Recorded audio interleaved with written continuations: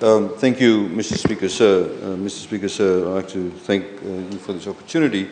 Sir, I must admit, this morning at 4 o'clock, when I was trying to cobble together my thoughts for this response, I was very much at a loss to know where to start off from, because there have been so many issues that have been raised by the opposition, so many matters that have actually been left out by them, which was actually specifically pertinent to the budget. There were so many issues that were raised that were completely irrelevant to the budget, and there was so much distortion of history itself. And I think, Mr. Speaker, sir, is that lack of moral compass, quoting from the Bible, yet saying and doing things that are completely contrary to what the Bible teaches. Talking about the present based on a distorted historical analysis, which then perpetuates into today's contemporary Fiji. So the lack of basic economic analysis by the opposition, sir, stems from a couple of philosophical problems. One of them is clearly demonstrated by Honourable Kurindrani when Honourable Bulitavu was commenting on the budget, which he thought was a positive response. He actually stood up and objected to Honourable Bulitavu, saying positive things about budget. I note that he did not do the same when Honourable Mere Nalumatua said some positive things. I note he did not do that when Honourable Aseri Rondondo said some positive things. He targeted Honourable Bulitavu. But, Mr. Speaker, sir, what it also goes to show is that the opposition have come to this chamber with the view that anything that is presented by government, and in this particular instance in the budget, must be opposed, irrespective of whether the policy that's been announced is good or not. They have to oppose it. In the same way, Mr. Speaker, sir, and I found this very disconcerting, but it again demonstrates, Mr. Speaker, sir, the mindset of the opposition. Honourable Kurindrani, who I'll be referring to a few instances in today's speech, said that the reason why the opposition did not make a statement on 2 members of parliament who've been convicted by an independent judiciary is because he believes the judiciary is not independent. Mr. Speaker, sir, this is the same mindset. This is the same mindset that existed in the previous governments. And Mr. Speaker, sir, I wish to warn the Fijian public that if Fiji First is not in government, the alternative government would be made up of people who will systematically...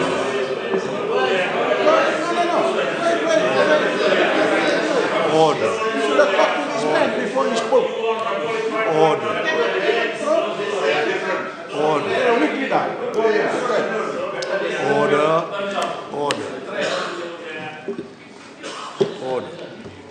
Which will systematically, Mr. Speaker, sir, undermine all independent institutions. They'll systematically do that. We saw that happen, Mr. Speaker, sir.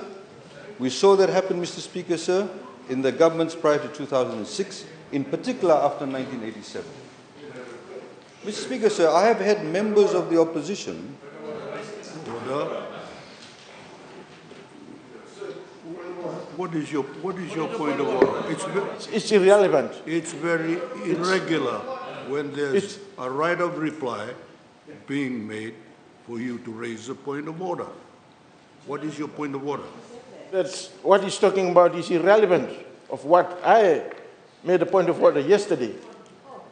My point of order yesterday was that the Honourable Mbulitabo was breaching the protocol of this parliament. Honourable member. And it's irrelevant. Honourable member, take a seat. You made your point of order yesterday, and I told you that a debate was going on. We are debating the contents of the budget. That's what we were doing. And he's got every right to say that. The other members got every right to say what they say. That was what was happening. Honorable Attorney General, you have the floor.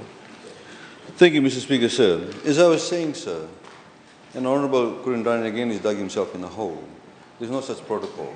Mr. Speaker, sir, every single independent institution will be under threat by any other political party that comes into government. I wish to inform people who work at FICAC, people who work in the judicial system, people who work in the DPP's office, people who work in the Fiji Police Force, people who work at the Auditor General's office, all of their professionalism will be under threat by people such as them. God forbid if they ever gain power. Mr. Speaker, sir, Mr. Speaker, sir, Mr. Speaker, sir, the other point that I wanted to make also, sir, is that the analysis that were taken by the honourable members, most of it was in fact very much personalised. Most of it, Mr. Speaker, sir, was not on the budget itself. Mr. Speaker, sir, the point that I also wanted to raise was that the sense of indignation that was made or demonstrated by members of the opposition was very much constricted and restricted. Because their sense of who should have empathy or who we should have empathy for, who we should assist, is only for a select group of people. Whether it's a group of elites, whether it's a group of people in one particular ethnic group, that essentially was what their premise was on, fundamentally. Whereas the difference between a leader like Honorable Josiah Vorenge Beni Marama in this party is that we assist people on a needs basis. People who need assistance will get it. It's not based on provincialism. It's not based on tikina. It's not based on ethnicity, whether you're a Hindu or a Muslim or a Itauke or Indo-Fijian or Rotuman, whatever it is. You are assisted on the basis that you need that assistance. You are connected to electricity as a result of you not having electricity. You are given water as a result of not having water. Mr. Speaker, sir, I have on numerous occasions by members of the other side come to me and see me at lunchtime or morning tea time, asking me to do certain things for them or people who they want to assist. And when I have said to them, and they know who they are, when I've said to them, I cannot do this because the law does not allow me to do so, they said, Are you the Attorney General, do it. What it demonstrates, sir, is that if they were to ever hold such positions, they would abuse their positions. It's a fundamental issue, sir. It's a fundamental issue. Order. And we saw that, Order. sir. Order. We have seen that happen in previous governments. It happened. People threw their weight around. We had right from after 1987, ministers writing on the back of A4 paper saying, give this person a loan, and they would get a loan at NBF. We have seen previously, Mr. Speaker, sir, people writing the back of papers to say, give this person a license, give this person this, bugger the law, but let's do it. We have seen, Mr. Speaker, sir, the Elections Office have just recently issued notices to NFP and PAP, the PAPIs, about how they've breached the law, fundamental breaches, how they've actually lied about certain things, sir, about how they have used their Facebook page to spread misinformation, albeit it was done 4 years ago, but is currently on their page. That, Mr. Speaker, sir, encaptures. Order. Mr. Speaker, sir. Order. Mr. Speaker, sir. Order. Mr. Speaker, sir, that encaptures. Mr. Speaker, that encaptures. Mr. Speaker, sir, that encaptures. Mr. Speaker, sir, that encaptures the thinking and the outlook towards governance by the members of the opposition. It's a fundamental issue. Mr. Speaker, sir, the other point... Order, Mr. Speaker. Mr. Speaker, the Honourable Attorney General, should have some sense, because he is the Minister for Election. He is the minister responsible for the elections office. He complies to the supervisor of election. The supervisor of election sends a notice to us, sends a response to us. We have the right. He is judging what the supervisor of election is saying. I mean, we know where it's coming from. This is a video from 2018. He is saying that the law should be applied retrospectively. That's what he's saying. Honorable member, you say you have the right. He's got the right as well. He's got the right to this. You have the floor, Attorney General. Sir, this so classically demonstrates the point I was making earlier on. He says that I'm the Minister of Elections. But I know where it's coming from. Mr. Speaker, sir. Order. Mr. Speaker, sir, he forgets that under the Fijian Constitution, sir, that the Electoral Commission and the Fijian Elections Office are independent bodies. And he forgets to mention the fact that the video in question, Mr. Speaker, sir, the video in question is on their Facebook page and does have lies on it.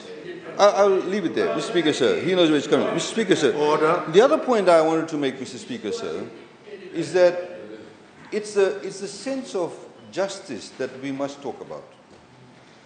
Mr. Speaker, sir, you see, you can have what we call form over substance. What is preferable, obviously, is substance over form. You can stand up and pontificate about justice. You can stand up and pontificate about governance and all of that. But when your very actions, when your very thinking actually is contrary to that, that means you're a hypocrite. Many people in this country left after 1987, not because of economic reasons. They left because they felt there was no justice. They felt that if they were to apply for a job, they won't get it on merit. They felt that if they were to try and get a license, they won't get it. Because, Mr. Speaker, sir, they don't feel a sense of justice. Whether it's on provincial basis, whether it's on ethnic basis, whether it's on religious basis, whether it's on the basis of cronyism, they left as a result of that. Mr. Speaker, sir. Mr. Speaker, sir. Mr. Speaker, sir. The difference is that people now feel that there is a sense of justice. People now know that people will be treated equally. People now know that when they apply for jobs, there is a thing, for example, in the civil service called OMRS. People now know that just because the Prime Minister is from Tailevu, it doesn't mean all civil service will be coming from Tailevu. As the man who he supports said recently in Dakondrove, he said, when I was Prime Minister, 70% of all the top civil service were from Dakondrove. So, Mr. Speaker, sir, the point is, sir, the point is that these are the fundamental philosophical differences and way of thinking between this side of the chamber and that side of the chamber. But more importantly, sir, it also demonstrates that their analysis is imbibed, it's drowned in that way of thinking. Mr. Speaker, sir. Mr. Speaker, sir, it was very interesting that Honorable Ngavoka, for the first time in the past 8 years, gave a relatively comprehensive take on taxation. And obviously we know where that comes from. The people from FRCS who are obviously helping inform our staff, who may have left under dubious reasons, Mr. Speaker, sir. But what is really interesting is this, that like most of the people from the other side, there is no rationality in the policy. He said for one of the things he'll do, firstly, is that he will increase taxation for corporates, will go up to 28% or whatever. Then all foreign companies will all go up to 33%. So we would like everybody in this country to know, all businesses, large or small, micro, medium, whatever, you'll pay 28% tax. Those who are even exempt will pay tax. And we also want all foreign companies to know that they will now pay 33% tax. Many of the resorts, Mr. Speaker, sir, in Fiji, are owned, island resorts in particular, are owned by foreigners. So we want them to know, we want their staff to know that they will all pay 33% corporate tax. And let's see what will happen after that. Let's see the level of confidence in investing and reinvesting in Fiji, Mr. Speaker, sir. Mr. Speaker, sir, the other point he said is that he was going to get Water Authority Fiji and other industries to pay resource tax to landowners. Mr. Speaker, sir. Water Authority of Fiji, Mr. Speaker, sir, is funded by government. It's funded by government, sir. So the government will be funding this tax. It's not a private entity. The entire operations and capital expenditure of Water Authority of Fiji is funded by government. And, of course, Water Authority of Fiji is not in Laos. So, how will the Laoan people benefit from this? There may be more resources used in one particular province than some other provinces. Will they get a larger chunk of the tax? What will happen to those people who don't actually have those industries in their provinces? Will they get the tax? Will the people who have more resources being used by these entities say, hey, you give us the bulk of it? Guess what it's going to do? It's going to lead to provincial differences, Mr. Speaker, sir. They have a formula, but they fail to actually tell us what the formula is, Mr. Speaker, sir. Mr. Speaker, sir, what we do, Mr. Speaker, sir, is we tax people across the board, we exempt people across the board. And those tax revenues are then driven and given to people who need the most. A lot of taxation, Mr. Speaker, sir, a lot of taxation is derived from Suva, from the Western Division. But we use that money to cut a road in Tawake, in Undu Point, give people water in Laos. That's the way it should be. That's the way it should be, sir. Mr. Speaker, sir. The point of the matter is this, by trying to do this along these lines, will actually be contrary to what we are saying. Mr. Speaker, sir. Mr. Speaker, sir, the other point that I wanted to also make was that as I was this morning thinking, and I sort of came up with this thought and said, I said, the present is actually informed by the past. The present is actually informed by the past. And if we don't understand the past in our present, then our future will be ill-informed and therefore unstable and even turbulent. I want to repeat this, sir. The present is informed by the past, and if we don't understand the past in our present, then our future will be ill-informed and therefore unstable, even turbulent.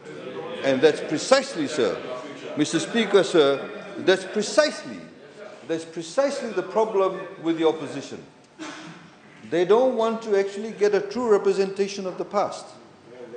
The entire thesis of the opposition, the political narrative of the opposition, Mr. Speaker, sir, in particular, those who argue on the basis of ethnicity is demonstrated clearly by Honorable Tanya Wanganika, Honorable Tuisawau, etc.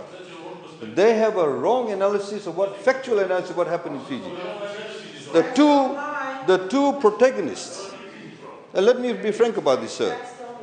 Mr. Speaker, sir, the two protagonists that have been portrayed in the political landscape in Fiji prior to pre-independence and post-independence is this supposed ethnic tension and ethnic threat by Indo-Fijians taking over Fiji. That's a fundamental premise. If you read all the literature, fundamental premise, Mr. Speaker, sir. Mr. Speaker, sir. This is the same leader. This is the same leader, sir, Honorable Gavoka. Mr. Speaker, sir. This is the same weak leader of Sodelpa who justified outside this chamber Honorable Mitali Bulana Uda's racist comments, saying that the PM was a murderer, saying that the PM was a racist, saying that I was a terrorist, on the basis. Honorable Gavoka said, oh, he said it because he feels very passionate about indigenous rights. It's the same way that Garase justified Daudau's comments in Parliament when she said Indo-Fiji is like paragrass. The same philosophy. He's justified. Stop saying please, because you're a weak leader. You are not based on principles and values. Unlike this man. Unlike this man, sir. And Mr. Speaker, sir, I will now get back to my point regarding history. Mr. Speaker, sir, point of order. Point of order. Honorable Attorney-General is generalizing as usual. Generalizing as usual and misleading. Because he is labeling all of us here as racist. Because that's his perspective. You are racist. And he is a racist himself. Let me read this out. Let me read what he states. Let me read it out. That's your point of order. Because it's misleading here. You made your point of order. And that's his perspective. It's nothing to do with us. We are entitled to form our own perspective of how we develop. And his perspective is his own. It's nothing to do with us. You develop your own perspective, we do ours. Honorable member, you all had your say very precisely on the floor of this House. I heard it, everybody heard it. Now he's replying to what you've said. That's his right. If he generalizes, he generalizes. You have the floor. Sir, I did not generalize. I said those people who said that. That's where they're coming from. Mr. Speaker, sir, the historical basis of this country, because they always talk about land. We've given land and therefore, you've got to do this, otherwise there'll be turbulence. Mr. Speaker, sir, everybody knows. Read facts, books, read here, chart of the land, all of this stuff. Read this. Academically written, historically researched, factually based, sir. You haven't read it. There's a problem. Mr. Speaker, sir, the point is that land, Itoke land, was alienated in this country not by Indo-Fijians but by the European settlers. Everybody knows that. It was alienated by the colonial government. One of the very few countries, Mr. Speaker, sir, in that colonized period where there was no resistance to European control, British control. Mr. Speaker, sir, it's a fact. It's a fact that some chiefs gave away land to impress European settlers. It is a fact that some chiefs exchanged land for some muskets, for some guns, or even for some food. That's a fact. Those lands were alienated then. Not a single millimeter of land has been ever alienated, legally or illegally, by Indo-Fijians in this country. Yet, Mr. Speaker, sir, they are seen as a threat. That's a fact. That's how it's portrayed, Mr. Speaker, sir. And Mr. Speaker, sir, I want to quote, sir. Mr. Speaker, sir, I want to quote. And this is when, they used to wanted to have the right to vote. And there was a J.J. Ragg, we all know the Ragg family.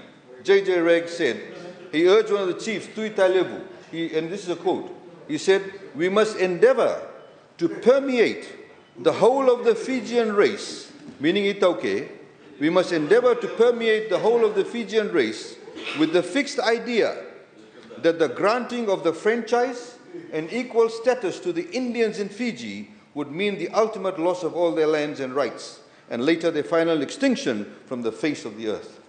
That philosophy, Mr. Speaker, sir, was ingrained very deeply, and it resonates in today's Fiji also.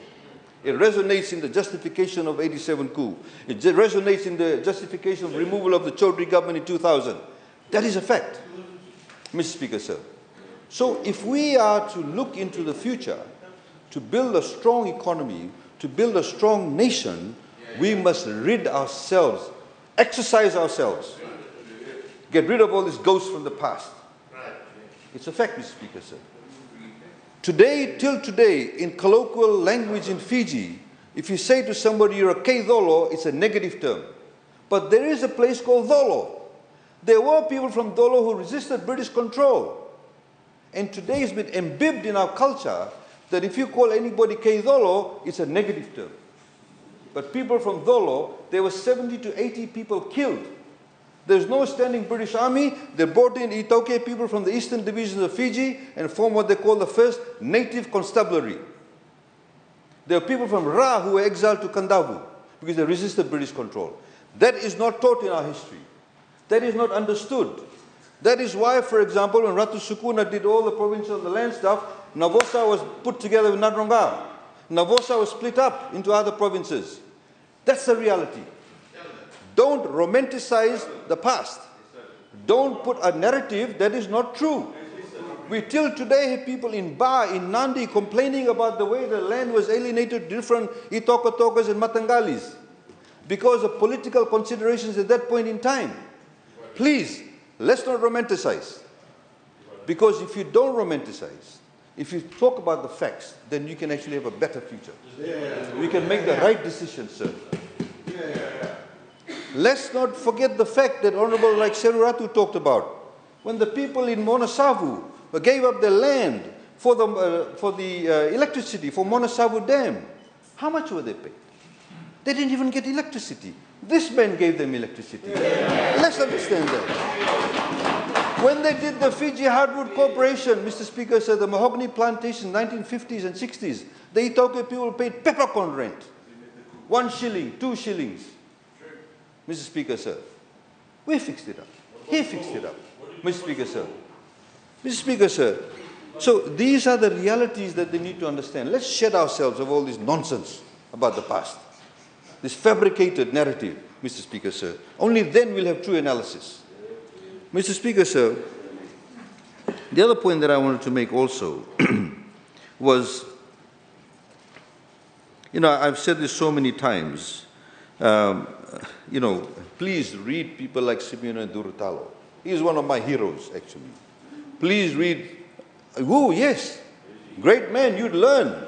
Your world would broaden. Read people like William Sutherland. They have a historical narrative of Fiji that was. And in fact, Mr. Speaker, sir, and the power and economic dynamics that helped develop this colony and what perpetuates till today into our present. Mr. Speaker, sir, the other point that I also wanted to make, Mr. Speaker, sir, is that Honorable Bulanauda, this is the same man, and I need to say this again.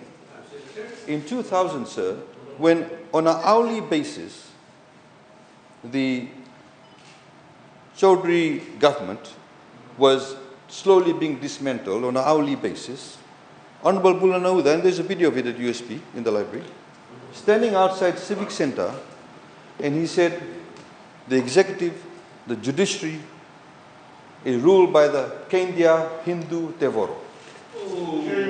He did that. It's there. He knows that. But Mr. Speaker, sir, I don't want him to start standing up and repenting. I know he's not going to do that. But my point is this. When you have people with that mindset and the leader of his party defending him, Mr. Speaker, sir, it goes to demonstrate. Is this relevant, Honourable Speaker? There's a relevance in all this, Honourable Speaker. It's not relevant. Please. Please. Relevance, Honourable Speaker. Let's move on, please. Honourable member. Let's stop in the past. You have the floor, Honourable Attorney-General. Thank you, sir. Mr. Speaker, sir, I only raised these issues because they raised it, sir. Mr. Speaker, sir, if they had not, I would not have. Mr. Speaker, sir. But point over for clarification, Honourable Speaker, sir. I already mentioned that. I already explained that in this House. Nothing is said in a vacuum. Is what? Thank you, sir. So he's justifying what he said, nothing is said in vacuum. So in other words, Kendia's Hindus are Tevoros. Tevoro, for those people who don't know, means the devil. Mr. Speaker, sir. It is... Point of order, Honourable Speaker, sir. Point of order, Honourable Speaker, sir. What is your point? Sir, to clarify further, I think the Honourable Minister of Economy doesn't understand what I meant by that. And let me explain it. Understand what you want to say. When people say that the native land to become nationalized, and the land use across the board without the landowner's consent, that hurts, that's okay. That's what so I said. Nothing is said in a vacuum. And people say things like that. You'll say things appropriately, Honourable Speaker, sir. Thank you, sir. Honourable Attorney-General. Sir, Order. Sir, Honourable Member compels me to respond to him. The government at that point in time, under that constitution, could not have taken away land without the consent of the landowners. The land laws were still in place. So it's not justified, sir. You see, the idea is, this is again, thank you very much. This brings me to the point that this budget, the comments made by the other side was based on conjecture. Everything was based on conjecture. What if this was there? Oh, the idea is there. They're saying this, that means it means this. Right from Honourable Prasad the other day making comment outside saying, oh, because Fiji Airways is now going to manage AFL, that means ATS will be affected. What is it got to do with ATS? ATS is a union-based company, therefore they'll get affected. All conjecture. Trying to build this kind of cathartic moment, some big conspiracy, that's the word. Some conspiracy is going to take place.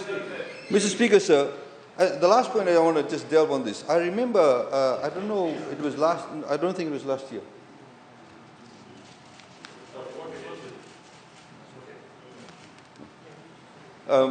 Mr. Speaker, sir, the other point that I wanted to also make was about, this way of thinking gets leaders to start thinking in a dichotomous manner. Everything is like us and them, basically. Dichotomous, you should know, you're a smart man. Mr. Speaker, sir, I remember once I used the word eschatology and you went, oh, Mr. Speaker, sir. Speaker, sir, I remember a few years ago, about 3 years ago, sir, I remember 3 years ago, Honorable Bala was here too, unfortunately not here with us because of personal reasons, and we were all standing up and talking about how Roy Krishna, this football player, had been given some international recognition. And we all congratulated him. Honorable Levere stood up and said, we must not forget about the rugby players. How can us talking about and celebrating Roy Krishna's achievement have anything to do with rugby players? We will praise rugby players when rugby players will achieve that. We praise them all the time. But you see, there's this thing that if you're gonna praise Roy Krishna, who's a football player, he's Indo-Fijian, we must cover the other side too. Honorable Prime Minister congratulates people, sports players. We don't suddenly say, oh, you must then congratulate the other group too. This is the way of thinking. What it means, sir, is that you cannot have nationhood. You cannot have nationhood. And Mr. Speaker, sir, I would like to quote a very simple quote from one of the founders of NFP, A.D. Patel. And he said this in the 60s. He said, won't it be better if we thought less of our race and more of our nationality? Very simple quote. Very simple quote by A.D. Patel. Won't it be better if we thought less of our race and more of our nationality? The unfortunate thing, of course, now is today's NFP's leadership does not really believe in that because they join a person who actually thinks about the headlines. Mr. Speaker, sir. Order. Mr. Speaker, sir. Mr. Speaker, sir, I would like to, Mr. Speaker, sir, I'd like to take this. Order. Sir, I would like to take this opportunity to thank the thousands of Fijians who actually, I'd like to thank, Mr. Speaker, sir, thank all those thousands of Fijians who helped us shape the 2022-2023 budget. Indeed, sir, I'd like to thank all those who helped us shape the other 4 budgets prior to this. Honorable Gerengere Tambua the other day made a very flippant comment. Most of the comments are quite flippant, sir, based on sort of sarcasm. Mr. Speaker, sir, I'm taking all of you. I'll take you first. Are you a woman? Is Honorable Anoda a woman? Honorable Gavoka a woman? Get your facts right. Mr. Speaker, sir. And she said, oh, we're going to do another review in 6 months. We've done this review so many times. Mr. Speaker, sir, it demonstrates that under a Prime Minister, the government is actually responsive and agile enough to changing circumstances. We are not rigid. The world is volatile. Nobody expected a pandemic. The moment pandemic started, the moment we had our first cases, we did a revision of the budget because we knew what it would mean. If we had figures based from 1920 budget, which had projected to have X number of tourists because nobody expected the borders to close, and even though the pandemic came and the borders were closed, our figures would have meant nothing. So we had to revise it. In the same way, we have to revise this budget. If tomorrow, God forbid, the war spreads in Europe and changes circumstances altogether, are we going to say, this is the budget, so let's stick to it? No. You have to respond to it. That level of agility was precisely what saved us from going down the path of many other countries, sir. We responded to it with agility. We knew, therefore, our foreign reserves would get depleted. We don't have tourists coming in. So what do? We change our borrowing methodology. We change the people we borrow from. We need to build our foreign reserves. Otherwise, we won't have foreign reserves. We won't be able to buy fuel, medicine, other imported items. We did not have that problem. Other countries, debt is a different issue, Mr. Speaker, sir, but you need to have the level of foreign reserves, in particular when you're largely importing country, to be able to buy those things. They don't tell you that. Mr. Speaker, sir. Mr. Speaker, sir, I'd like to thank all those thousands of Fijians who helped us. And Mr. Speaker, sir, given that I have the latitude of time, I would like to also thank all the staff too, Mr. Speaker, sir. Where we went to, and I want to specifically mention the people in Tawake and Loa. We went to those two villages, and we received, Mr. Speaker, sir, with a lot of enthusiasm, Mr. Speaker, sir. And I'd like to also thank the women entrepreneurs who participated, the farmers, the private sector people, the civil society groups, Fijian youths, etc., that provided suggestions, Mr. Speaker, sir. Mr. Speaker, sir, I wish to also thank the staff at Ministry of Economy, the staff at FRCS, and also the staff at the Solicitor General's office. Mr. Speaker, sir, what is really interesting, and Honourable Randondro, you should make a note of this, is that most of these people are below the age of 40. Most of them. Most of these people would not be holding these positions if it was not for OMRS. These are young, committed, bright, energetic, qualified Fijian civil servants. Speaker, sir. And I from the bottom of my heart, I really wish to thank them, sir, because the way the opposition speak, they don't realize the hours that are put through this, the troubleshooting that we do, the punching of holes we do when we finally before we present the budget finally, sir. Mr. Speaker, sir, I'd like to thank the Permanent Secretary for Economy, Siriganda, Mr. Speaker, sir, below the age of 40, from a good province, Nanronga, Mr. Speaker, sir. Mr. Speaker, sir, I have to control myself. I won't get into provincialism. Mr. Speaker, sir, Mark Dixon, the CEO of FRCS, those of you who may want to know, he's an expatriate, but damn good one too, doing a good job. Nemea Dawai, Head of Treasury from Ministry of Economy. Isua Talmembao, the Head of Budget and Planning. Shivendra Nath, yes, went to the wrong school though. Shivendra Nath, the Chief of Staff of FRCS. Kamal Gounder, Manager Infrastructure Sector. Kelera Rovono, Manager Social Sector. Mere Dakauni Tambua, Principal Analyst Economic Services. Kiman Mala, Manager General Administration Sector. Sundia Ben, Manager Fiscal Policy. Tui Sikivo, Manager Macroeconomic Policy. Nitesh Chand, Manager International Cooperation. Cecilia Nalande, Manager Debt. These are the senior management team, Mr. Speaker, and very quickly I would like to mention the others, and I wish to do this, sir.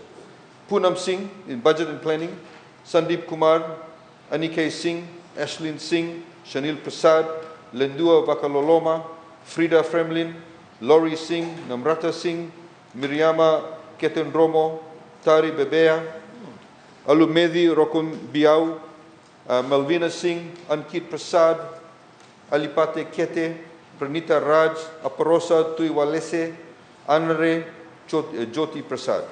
Fiscal Policy Research Analysis Division, Kavita Ram, Asenada Lewaragu, Vinay Singh, Eleanor Vodenduandua, Asmita Chand, Salen Kumar, Andy Josephini Koro, Shafia Hassan, Shamal Chand, Vasemada, support staff of Vasemada, Salaivalu Mbola, Chese Nambala Rua, Samisoni Tiko. Treasury team, Asenada May, David Felici Wilco, Sarah Ithel, Akeneta Temo, Zaina Khan, Emma Rokowanga, Letila Tuyalani, Atin Chan, Shavnil Kumar, Vinay Krishna. From FRCS, Shalini Kumar, Momina Beg, Tale Katimbau, Tima Rayawa, Rahul Gounder, Ronit Singh, Krishnil Krishna, Monish Prasad, Sherlyn Hassan, and Anasa Matakede. From the Solicitor General's office, the Acting Solicitor General Pritika Prasad, the Assistant Solicitor General Mary Lee, Glennis Andrew, Valerie Narayan, Mona Lisa Factophone, Suliana Tauke, Yambaki Bosundrau, Zanuba Bhatti, Maria Dombona, Priscilla Singh, Shiksha Rup, Zaki Ali, and of course we had some assistance from David Solovalu, one of the drafting people from another organization. Mr. Speaker, sir, I would like all of us to put our hands together for them. These are the young men and women actually who are behind the scenes, and we ate many ice creams at about 2 a.m. in the morning, Mr. Speaker, sir. Mr. Speaker, sir, I'd like to, of course, thank them back. I'd like to now get into some of the main issues, Mr. Speaker, sir. Before I do that, I also wish to, again from the bottom of my heart, Mr. Speaker, sir, thank the Honourable Prime Minister for his leadership, for his guidance, his ability, Mr. Speaker, sir, and I say this unreservedly, unequivocally, his ability to think outside the box, the ability to be agile and flexible to changing circumstances, demonstrates that no other Prime Minister ever had to do this. No other Prime Minister has ever had to deal with a pandemic 1 year after the experience, Mr. Speaker, sir. And I'd like to really thank him for that, sir. Mr. Speaker, sir, we are on a strong path of economic recovery. And when we said the Bula boom, they made fun of it. Why did we say the Bula boom, sir? Because we are now welcoming tourists to this country with the big Bula that we've known about. The big Bula smile, the big Bula experience. That's why we're calling the Bula boom, sir. We had only 34,000 tourists last year. Some of it would be returning Fijians, visiting friends and relatives. We're now going to come to about 500,000 tourists. That is a boom. We're obviously from a low base, but it is a boom, sir. Mr. Speaker, sir, and they made fun of it. No matter how much they try to refute it, that is the fact. Mr. Speaker, sir, we are now, the figures were revised to 12.4%. We are now looking anecdotally, it may be even more. And that is a conservative sum. They made fun of that. Honorable Prasad said, no matter what, pandemic or whatever, he said, you still had a contraction. So, in other words, tomorrow, if we have an earthquake, if we have a volcano like Tonga did, and we then say the economy will get the economy will get contracted, sir, he will then say, Mr. Speaker, sir, Order. Mr. Speaker, sir, he will then say, oh, I don't care about the volcano, you still had a contraction. I don't care about people dying, you still had a contraction. This is the level of contribution, Mr. Speaker, sir.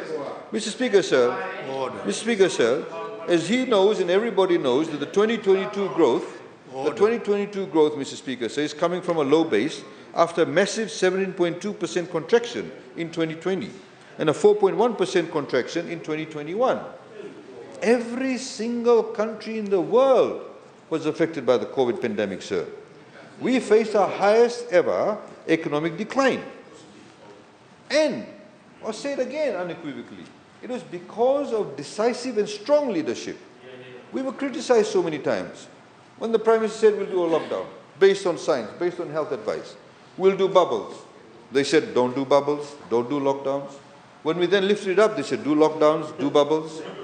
Mr. Speaker, sir, when we heard the word vaccine, we immediately were to our development partners, Honourable Prime Minister, Foreign Ministers, on the phone, talking bilaterally to different countries, saying we need the vaccine. We were talking to ADB, World Bank, we need vaccine, because we knew there would be what we call vaccine injustice. Because smaller countries, Mr. Speaker, sir, smaller countries, sir, would get pushed to the bottom of the line. And I need to say this again. If USA is going to go to a pharmaceutical company and say, we're nearly 300 million people, 200 million of us need to be vaccinated, 2 doses, that means 400 million doses order, placed with the pharmaceutical company. Fiji, about 900,000 people, 600,000 people need to be vaccinated, our order is 1.2 million doses. Who will get priority? We knew that would happen. And because of the efforts of the Minister for Foreign Affairs, also the Prime Minister, the Indians gave us the first 100,000 doses. Then the Australians, then the Kiwis, then the Americans, and now even the French are giving us doses. No Fijian.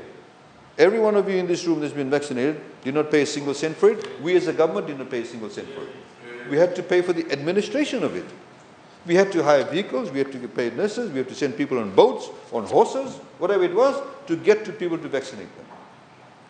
But Mr. Speaker, sir, there was a decisive decision made that if we do not achieve higher levels of vaccination, we won't be able to open our economy.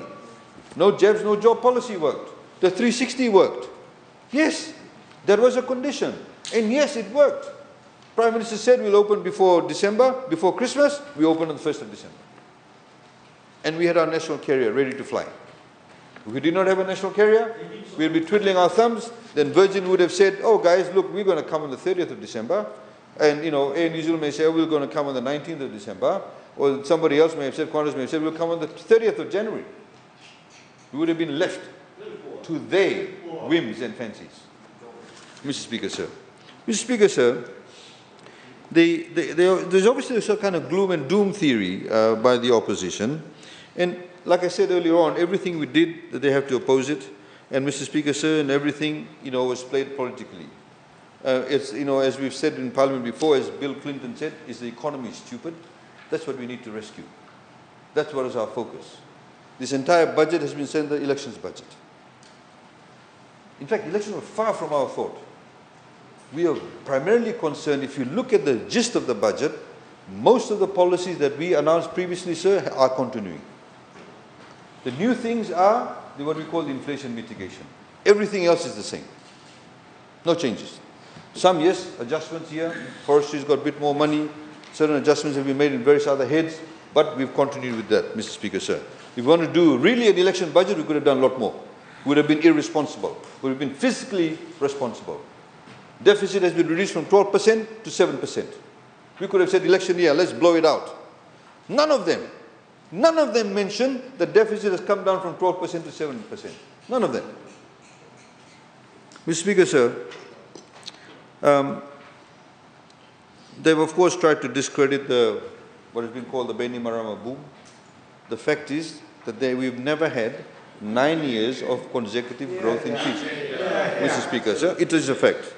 And Mr. Speaker, sir, you see again, Honorable Governor, please don't embarrass yourself. Because you're saying borrowing, all governments in the world borrow, sir. The issue is, when you borrow, what are you using the money for? You see, Mr. Speaker, sir? Mr. Speaker, sir, if you borrow, and if you're going to borrow money to cut a road in Tawake, connect people to electricity, give people water, build hospitals, build nursing stations, that's good use of borrowing money. You see? Mr. Speaker, sir, again, it's a very fundamental issue. He should know as a former banker, which he says he was, Mr. Speaker, sir, Honorable Prasad has got a number of assets, maybe some overseas, maybe under other people's names, I don't know. But the fact is that he has got assets.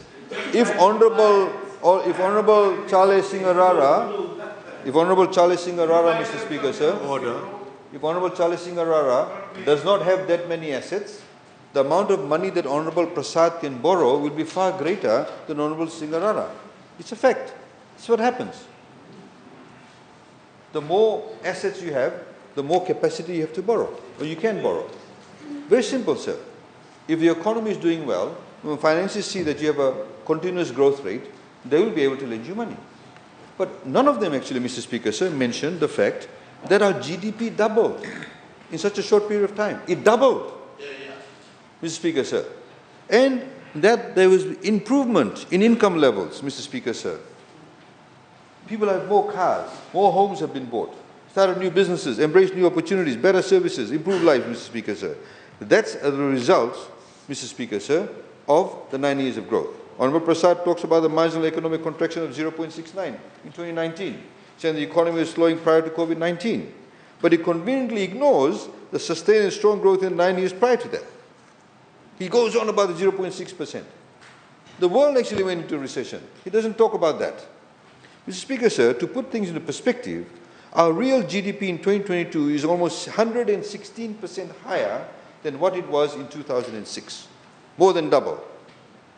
Compared to the year 2000, our real GDP is 263% higher. And compared to 1970, our real GDP is 6,311% higher. Mr. Speaker, sir, that is why we called it the Beni Marama boom. Mr. Speaker, sir, and now, of course, we have the Bula boom coming out of the pandemic. And that is despite, Mr. Speaker, sir, being faced with the COVID-19 crisis, despite the natural disasters. They don't seem to mention that, Mr. Speaker, sir.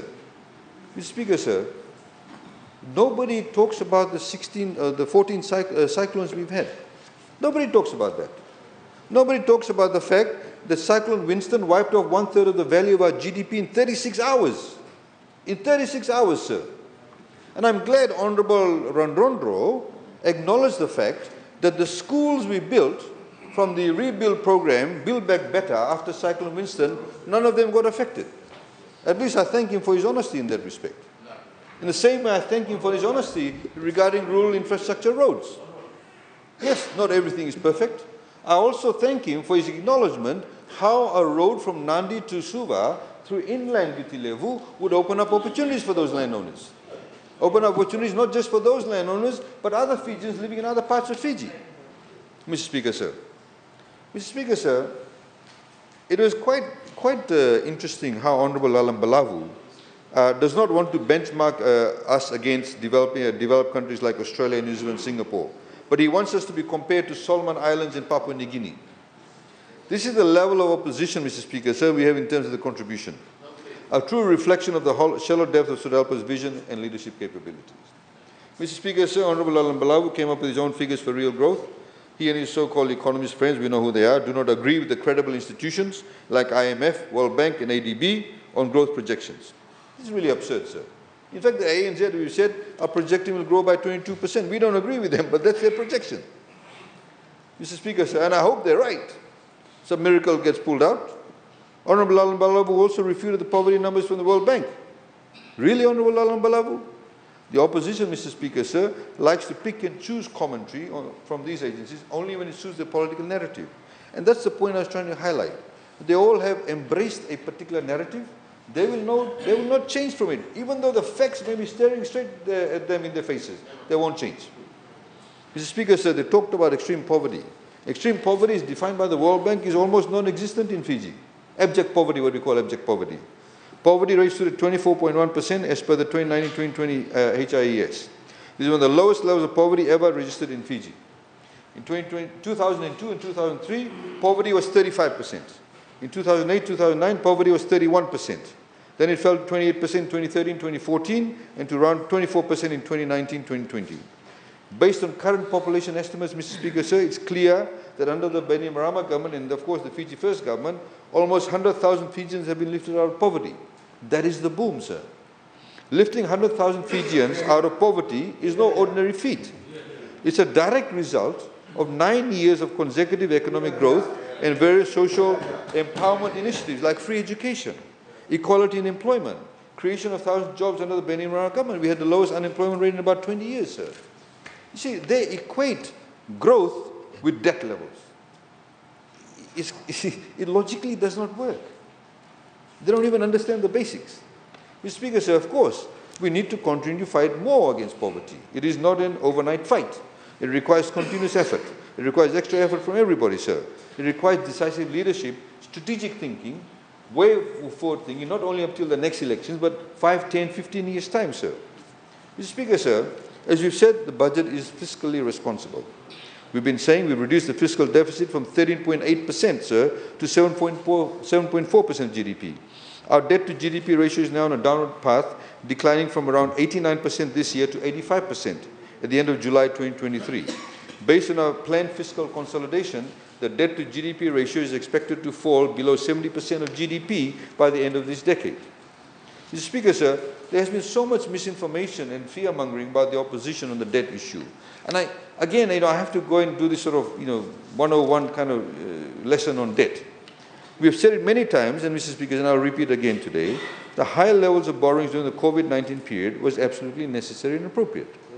That's why we had all our lenders and partners supporting us, because that was the right thing to do. Had we not done that, Mr. Speaker, sir, we would have had a Sri Lanka kind of crisis much earlier than Sri Lanka. The international media in our opposition is trying to portray, or some of the elements of international media, trying to portray the Sri Lankan crisis as a debt crisis because it suits their narrative. It is in fact not a debt issue. In fact, Mr. Speaker, sir, the Sri Lankan crisis is more of a foreign reserves crisis and less of a debt crisis. They did many things before the pandemic. One of the ministers decided to, Mr. Speaker, sir, overnight, say no more fertilizer, only organic fertilizer. The agriculture output dropped by 50%. So Sri Lanka, with certain products, they used to never import it. They started importing it because they could not have enough food themselves to feed themselves as they grew before. Strain on the foreign reserves, sir. And Mr. Speaker, sir, of course, they are not able to buy fuel, able to buy food and other necessities and even medicine because they don't have the exchange, foreign reserves. They cannot pay their debt because of that. Mr. Speaker, sir, we, by borrowing more from offshore, basically meant, Honorable Rasoba, understand this, that more foreign reserves came in. So we built up our foreign reserves. Because we knew the foreign reserves that used to come from the tourists no longer can come because the tourists are not coming. And we need foreign reserves to trade. We need foreign reserves to buy cars, buy medicine, buy fuel. All the 3 fuel companies in Fiji buy all the fuel from Singapore. They trade in US dollars. We trade in Japanese yen, Australian dollars, US dollars, Australian dollars. Mr. Speaker, sir. Mr. Speaker, sir, with borders closed and the tourism industry at its feet for almost 2 years, we lost around $3 billion in foreign exchange. Gone. We still had to pay for our fuel bill, pay our medicine, raw materials. All the hardware you buy in Fiji is from overseas. The clothes you're wearing is from overseas. It may be sewn, but the fabric is from overseas, Mr. Speaker, sir. So we borrowed almost $2 billion in external loans during this period, not only for budget financing, but more importantly, to sustain our foreign reserves. But also, the triple whammy, of course, was that we used that money to pay for unemployment benefits for our people. $432 million was paid out directly. Those people, Mr. Speaker, and I've said this again, I've said in the budget consultations, the lady who sits in the Hilton corridor in Outrigger, who makes handicraft, she no longer had a job. She benefited from the $90, the 2 rounds of $50, from the 2 rounds of $360. The lady who sells boiled EV, roti parcel, lovo pack, mithai outside the airport to the hotel, the airport workers, to ATS workers, to Fiji Airways workers, had no longer any business because they were shut down, sir. So she was assisted. People in the informal sector were assisted as a result of that. So we assisted our people. We had built up our foreign reserves, Mr. Speaker, sir. We did not touch the money internally because there's a strain on that. And, of course, we built up our liquidity. So now there's more liquidity in the system, which means interest rates will come down. Mr. Speaker, sir, we also, of course, as a result of what we were doing, how we were spending the money, the Australian and New Zealand governments were happy with the fact that we topped up social welfare. They're happy with the fact that we're rolling out unemployment benefits, also gave us budget support. They also gave us budget support, and we very much appreciate that, sir. And of course, Mr. Speaker, sir, the sale of EFL shares, 44% helped. They won't tell you the fact that FNPF made a huge windfall from that. They had initially bought 20%, the Japanese came and bought it, they made a huge windfall, which they don't talk about. I'll come to FNPF later on, sir. Mr. Speaker, sir, the point is, when we say, what's your alternative? What would the opposition have done in 2020? What would they have done? Nobody. Right from the leader of opposition to Honorable Gavoka, Honorable Bhiman Prasad, none of them, though political opponents outside, none of them have said what would they have done in 2020. What would have been their formula to be able to arrest the situation that arose as a result of the pandemic? What would have been the economic formula? Mr. Speaker, sir, because the borders were closed. Mr. Speaker, sir? Mr. Speaker, sir? See, the point is, they can't say, oh, this is our secret. The events passed. You can tell us. Nothing to do with the manifesto. So you can't say, we would have told you. It's gone. What would you have done? We're not asking you to tell us what you're going to do. We're not asking you to tell you what you're going to do, but what would you have done? Not a single person said that.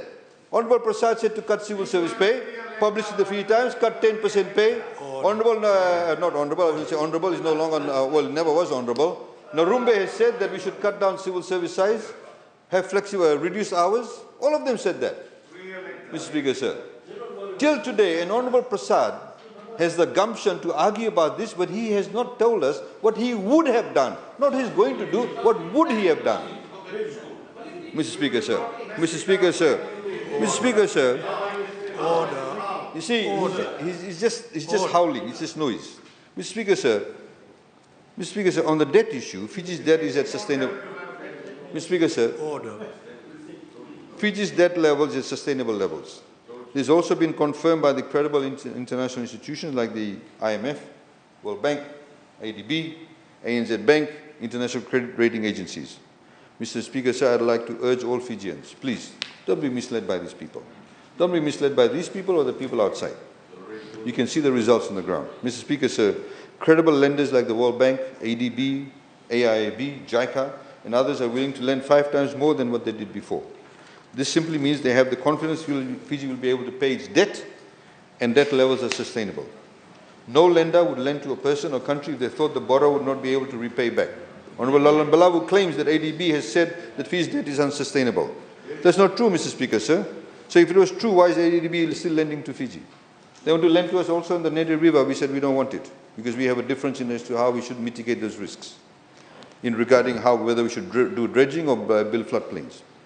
Why would someone lend to you if you cannot pay back, Mr. Speaker, sir, Honorable Lalan Babu, especially multilateral banks that are AAA rated by international credit rating agencies? Any restructuring of any sort would result in lower credit rating for them, for the multilateral banks. Yet, they continue to lend to us. Opposition experts, so-called experts, can they explain this? They're all lying, Mr. Speaker, sir. These lenders don't listen to the critics here in Fiji because they focus on the truth and do not care about the politics, as they very well know what these opposition politicians are saying is not correct. Fijians also should not fall for these lies, Mr. Speaker, sir. Honorable Lalam Balabu said, oh, they're lending to Sri Lanka now. Yes, that's different. It's what you call a rescue package, rescue lending like they did in Greece.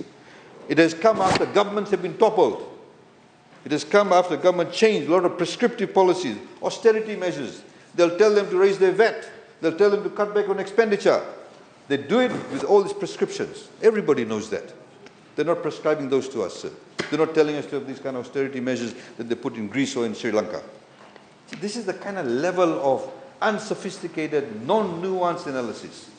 Mr. Speaker, sir, measuring debt sustainability is a technical and complex issue, Mr. Speaker, sir. So anyone that takes a simplistic approach and talks about nominal debt or dollar value of debt, for example, $10 billion, is trying to mislead or scare us for their own interest. Simply saying that debt levels increased to $10 billion without looking at other factors holistically makes no sense. Let's take an example. Country A has a debt of US $88 billion, and country B has a debt of US $976 billion. Country B, in this case, Mr. Speaker, sir, which is $976 billion, has almost 11 times more debt than country A.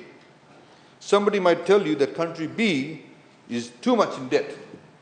And if you just look at the nominal value of debt, and country A is in a much better position. But it's not true. Guess what? Country B is actually Australia. Country B, whose debt is Australia, whose debt is highly sustainable, and country A is Sri Lanka. But Sri Lanka is in trouble. It's got lower debt value, only US $88 billion. Australia is US $976 billion. But we know that Australia is in a much better position. So again, this kind of rudimentary, basic kind of analysis, crass analysis, does not make sense. This kind of grab onto something. Oh, $10 billion debt. Mr. Speaker, sir, this is, Mr. Speaker, sir, a classic example to show that the nominal debt level don't tell you much. This is a classic case to show that the nominal debt levels don't tell you so much about debt sustainability. Sustainability is what matters. In the same way, if Honorable Prasad borrows because he's asset rich and he's cash rich too, he can repay his debt. No problem. He can borrow $2 million. He can still repay his debt. Mr. Speaker, sir, beware. Mr. Speaker, we have to tell members of the public that as soon as someone talks to you about nominal value of debt, he or she is either trying to scare you or probably don't understand about debt themselves. Mr. Speaker, sir, to suit their narrative, they've got onto another platform now. The opposition started quoting debt per capita, in other words, debt per person. Divide the debt by the number of people in that country to compare debt levels across economies. In the same way, Honorable Pio Tukunduandua said, oh, the Prime Minister is not telling the truth by saying that they Itauke youngsters who are actually millionaires. But if you take the number of the dollar in trust, I think $54 million, divided by the number of young Itauke people, that means they don't. What a stupid analysis. What's so obtuse? And his leaders backing him up. Everybody knows, sir, that a landowner in Nandi in a tourism area will get paid far more than probably a landowner in Lau. You don't take an average. Person in Coral Coast will get far more for the land lease money than somebody in the interior of Daita City. Mr. Speaker, sir. So obviously that there will be people within that $54 million parcel of money who would get more than others. There are teenagers who've got $500,000. And some of them have got it, now they're only 6 years old. By the time they reach 18, guess how much they'll get.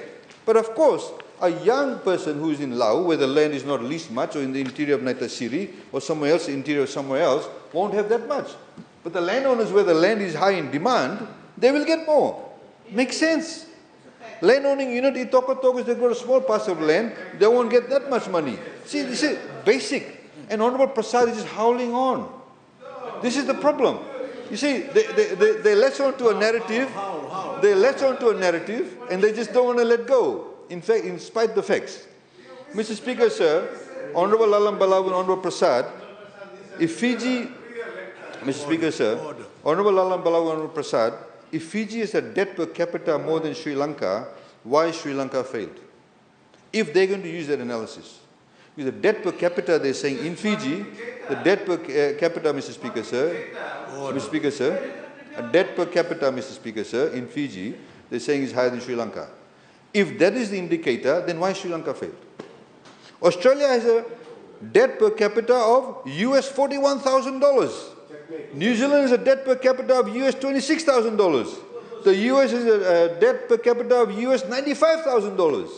While Japan's per capita, while Japan's per capita debt is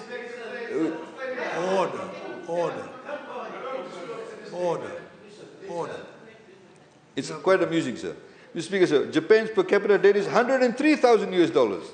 Does the opposition mean by using this Honorable Lalam Balawu? This is the problem when you rely on those people. That these countries are worse off than Sri Lanka? Because their debt per capita is higher than Sri Lanka, which is a per debt capita of around US $4,000 only. So if you're going to use that as an indicator as to how well you're doing, your theory is completely flawed. Mr. Speaker, sir, we have countries like Sudan. Countries like Sudan with a debt per capita of US $1,900. PNG with $1,500. Does that mean that these countries are better situated than Australia, New Zealand and others? That's absurd.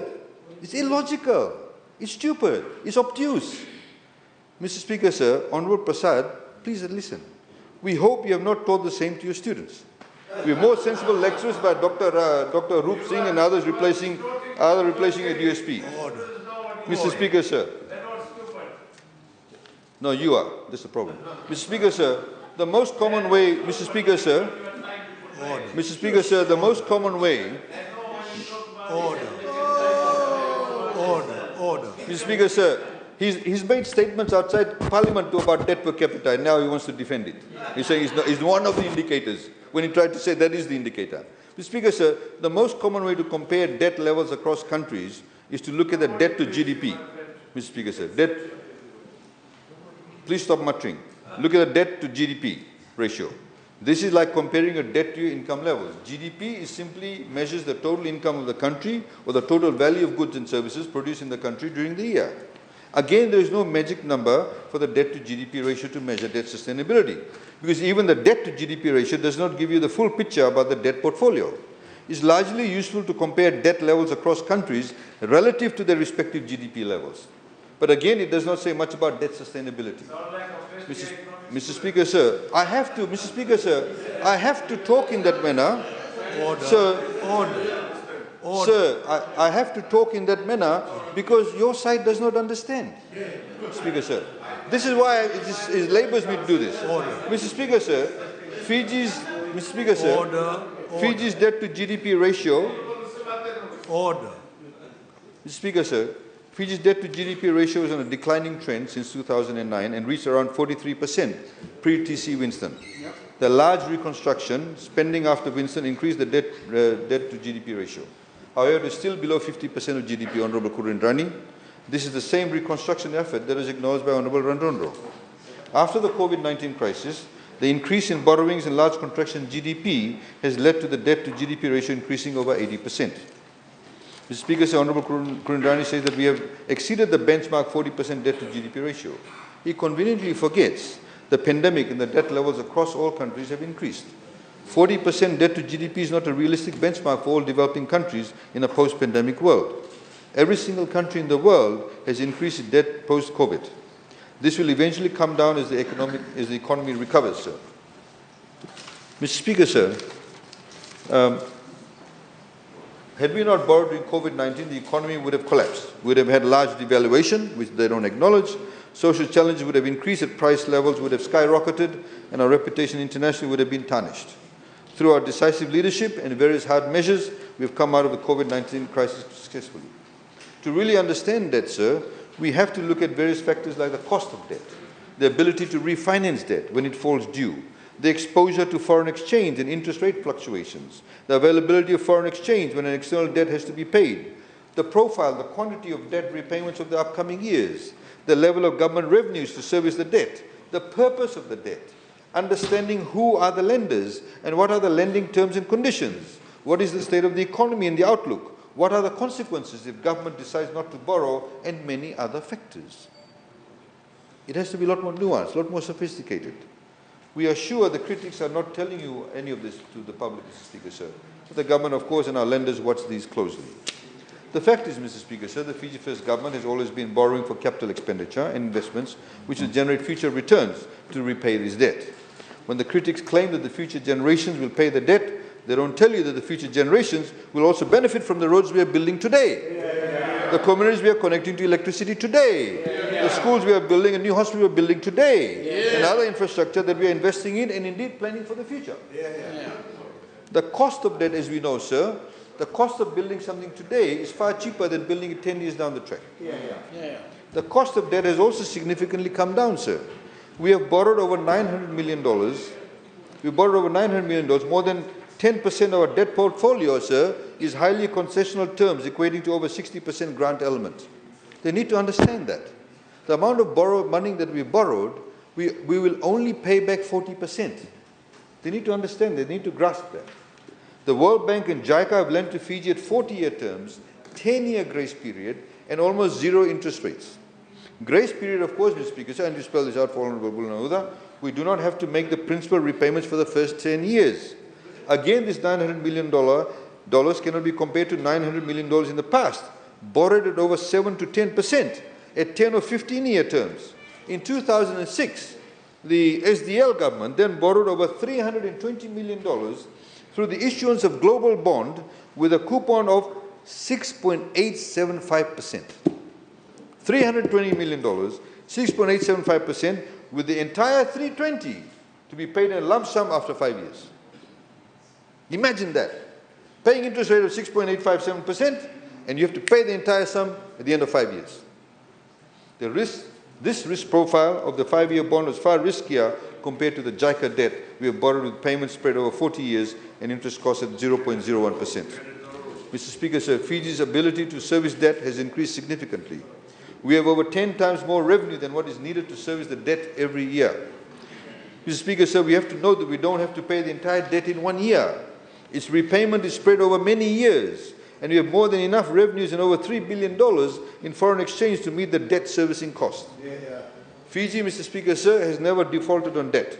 We will also never default under the current scenario. Anybody that may say that Fiji may default on the debt, of course, is lying. We need to tell members of the public, please don't fall for these lies. We never have and never will default debt.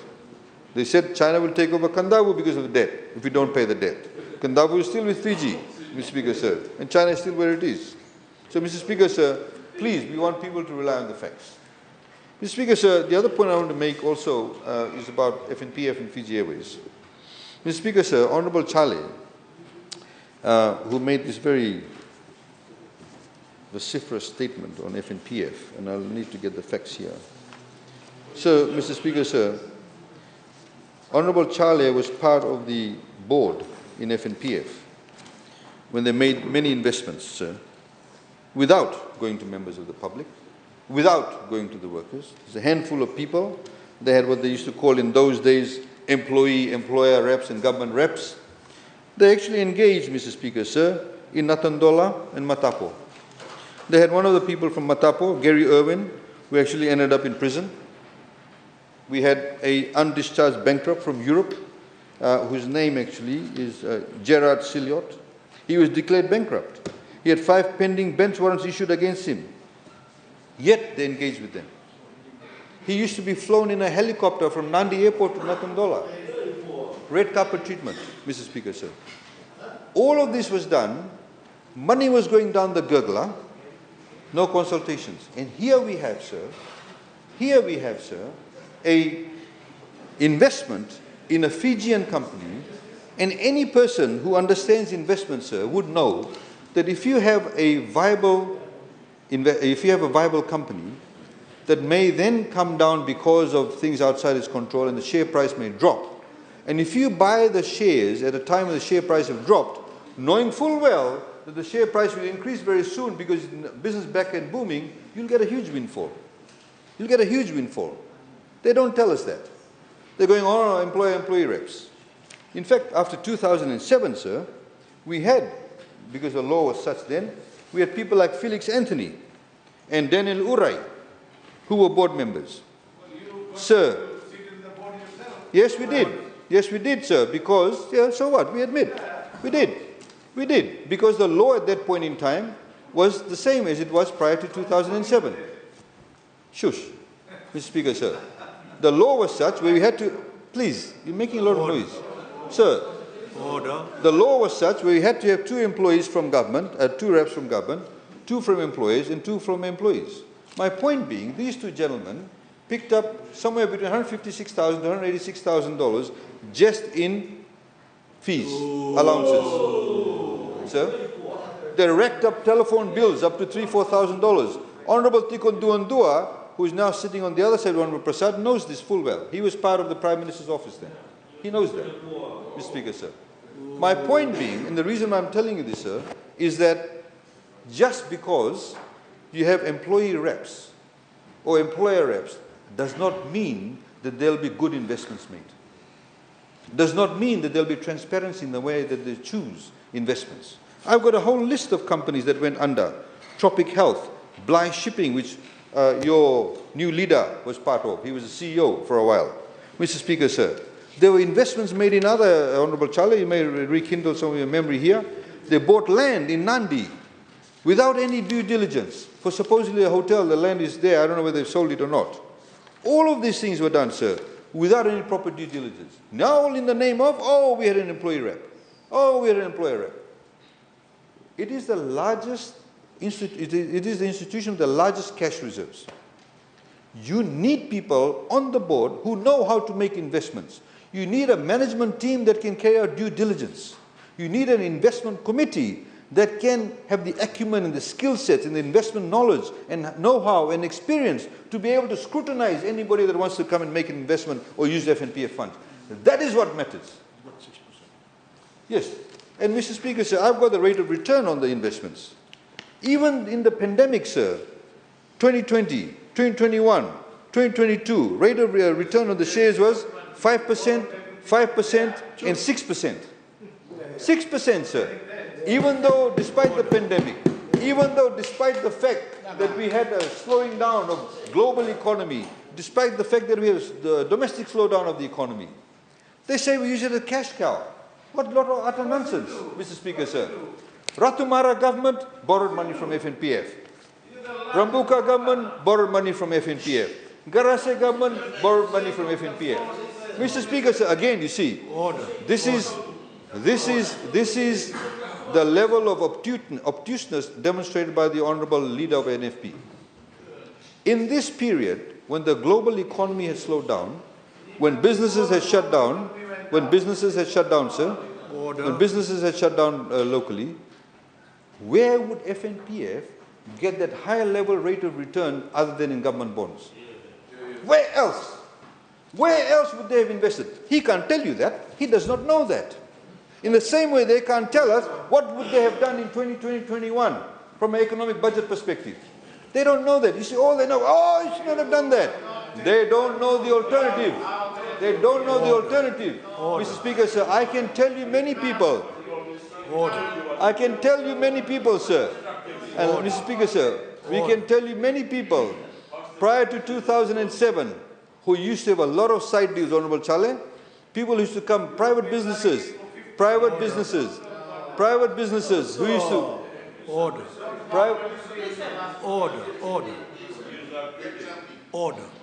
Private businesses, Mr. Speaker, sir. Private businesses, sir, who used to come and borrow money from FNPF to put up the buildings. No due diligence. It's who you knew, who was on the board, how many lunches you had, how many dinners you had. Now you have a proper law in place that has that high level of scrutiny. It has to go through various stages of scrutiny. Investment committees, done by the management. In this Fiji Airways sale, they had something like 32 advisors at one point in time to help them make the right decision. They engaged people from overseas who were experts in the aviation sector. That's what happened, sir. And that's what needs to happen. In the days prior to 2007, it did not happen. Mr. Speaker, sir. Mr. Speaker, sir. Mr. Speaker, sir.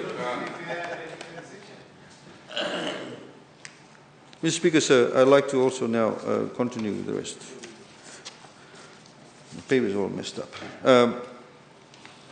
Speaker, sir, as we've said, that the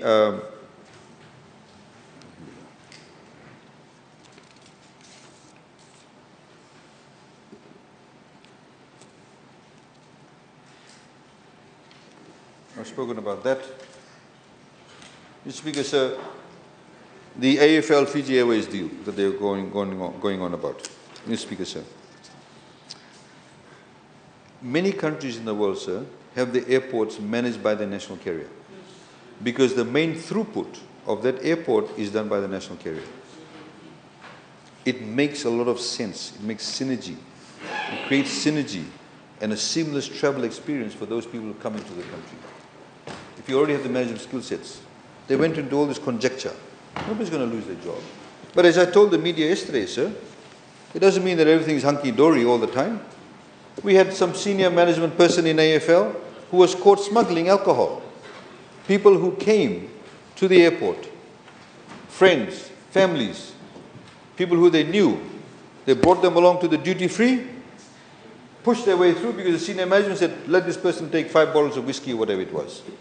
Charged by FRCS, fired by AFL. So please, you need to understand what is happening. And the management of that is nothing peculiar. There is nothing sinister. AFL is still a limited liability company. It still has its board. It does not mean there's a lack of confidence. It's actually providing the synergy that is required. And most airports do that, sir.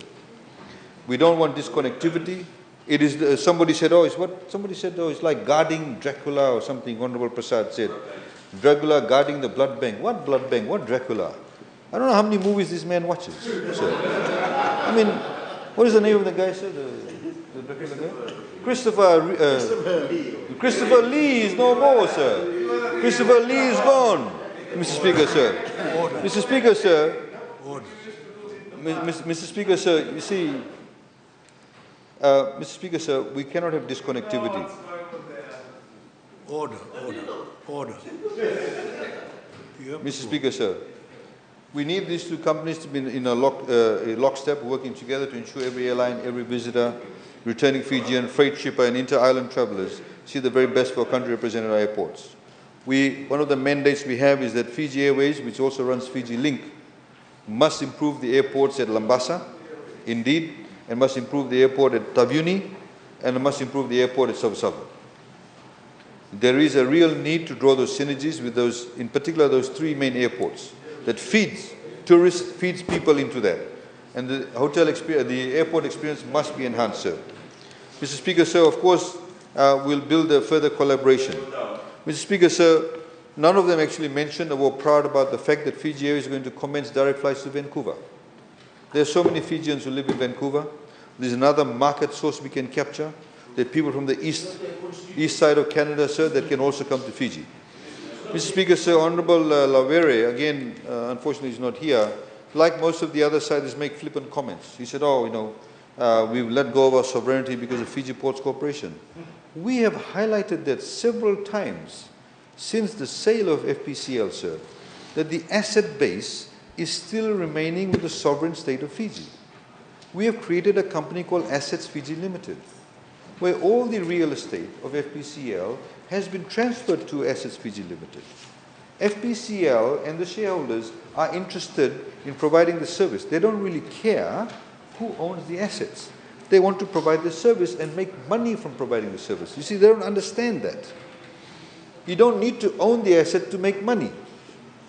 You need to own the operations to be able to make money. They don't understand this, sir. Mr. Speaker, sir, government, as a result of that, is now receiving 3 times more the dividend it was receiving before the divestment. The net profit after tax, Mr. Speaker, has consistently grown and remained stable even during COVID, and around $22 million plus. FPCL and ports operations do not experience did not experience not even one day shutdown during the pandemic due to well-established business continuity plans. With the subsidiary partners of Fiji Ports Terminal Limited continuing better turnaround times, elimination of congestion fees, because shipping companies charge congestion fees at Fiji Airport before this divestment. They no longer have that. No change in fees and charges to counter rising costs internationally. The statutory role of FPCL is still maintained through the Seaports Management Act, and there has been no dilution of the role. And Mr. Speaker, sir, Fiji Ports continues to serve maritime trade links through high standards to Fijian businesses. Mr. Speaker, sir, Honourable Prasad, Honourable Tikundua said that the guaranteed sugar price is completely incorrect and shows that out of political desperation, he and his political party are now resorted to blatant lies. In fact, Mr. Speaker, it's concerning that despite the clarifications from myself in presenting the budget, the Honourable Prime Minister, Minister responsible for sugar, and other members, NFP is still going around telling the people that $85 per tonne guaranteed price will not be provided for. So of course it's wrong, Mr. Speaker, sir. Mr. Speaker, sir, we call on Honourable Prasad to again publicly withdraw. I know he's not going to do it, he's got too much of an ego, as he seems to have intentionally misled Parliament and confused the farmers and other stakeholders in desperation for political survival.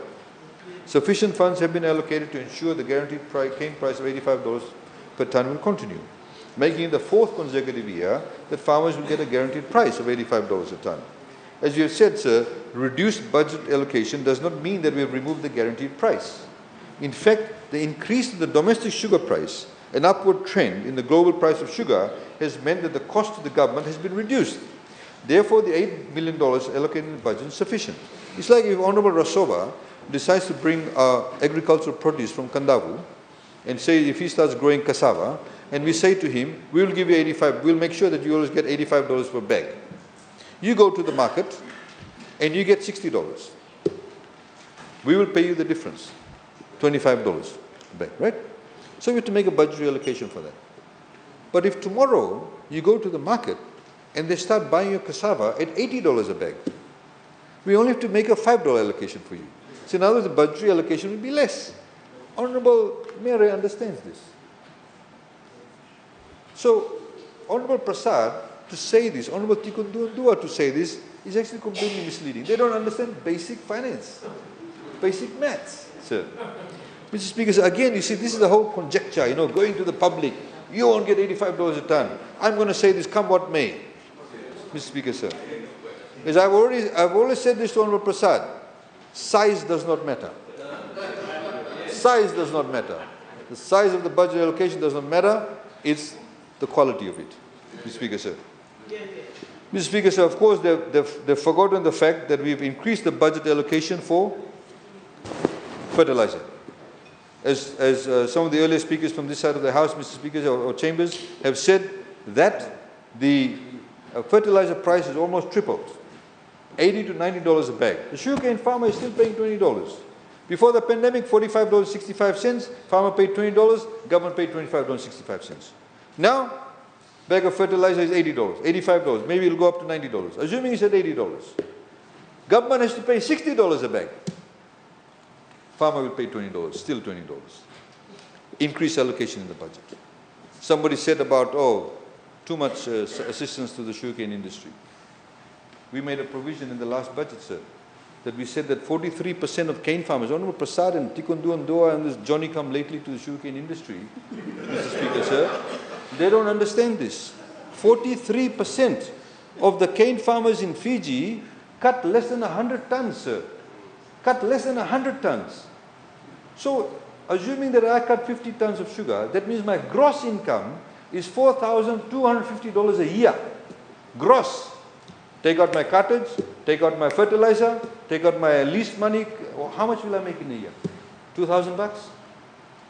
$3,000? $2,500 in 1 year. But why do they continue to cut cane? Because they lose their lease if they stop planting cane. Honourable Tanya Wanganika spoke about landless people. She did not mention these people. She only talked about the black-birded community. She forgets very conveniently these people. Mr. Speaker, sir. Mr. Speaker, sir, and we've made an allocation in the budget. We said those people who now want to get into other types of farming or want to go into any other type of lease, please come forward. We've already had 16 applications. People are just tiptoeing now. Out of that, sir, majority of them, what they said, they said, we don't do sugarcane farming, please give us a residential lease. That's all we want. That's all they want. They want a 99-year residential lease, please give that to us, because we need our homes. Because if we don't renew, if they stop planting cane, they'll become landless on Tanya Wanganika. They'll end up as squatters here. When Honorable Niko Nawaikula will no longer honorable, Niko Nawaikula went with his mate before, then Garikau, to Vanua Levu. 50% of the cane production went into finished. Those lands are now unoccupied. Landowners not getting any money because of political reason, go into bush, no alternative farming for them. They've all ended up here. Suvarnasori corridor. They all want water now. You're getting illegal connections. Pressure on the infrastructure in the Suvarnasori corridor. They don't talk to you about that. When they talk about water wars, they don't talk about that. They don't talk about displacement of people whose leases weren't renewed. It's a fact. So they're building their homes on top of a sewer pipe. It's a fact. You go to a soccer match, football match, you see all the Lambasa flags here in Suva. Why? Because they are here. Unfortunately for the Suva fans. Mr. Speaker, sir, that is the fact. So they have now come forward to us saying, please convert our leases to residential lease. We expect more to do so. More will come forward. And in that way, we will be able to rationalize the sugarcane industry, sir. There are some farmers who are doing well. Some land-owning units have gone into 1,000-acre farming. Honorable Lalan Balawu should know this in Vanuatu. Honorable Bulitavu knows this exactly well. That's why he gave that speech. Because he's actually working at the grassroots level. He's not working at the political level that these people are. Yeah. Mr. Speaker, sir,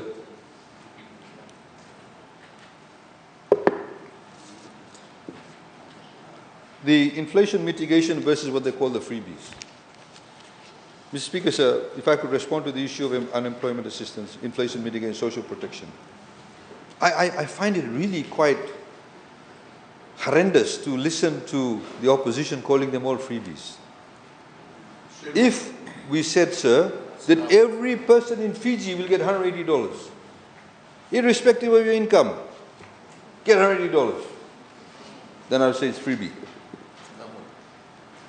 They call it the Sangamoli budget, Sangamoli.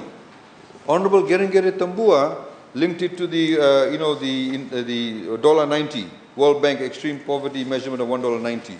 What she actually fails to forget is that $1.90 is for your survival. It means you have no other source of income.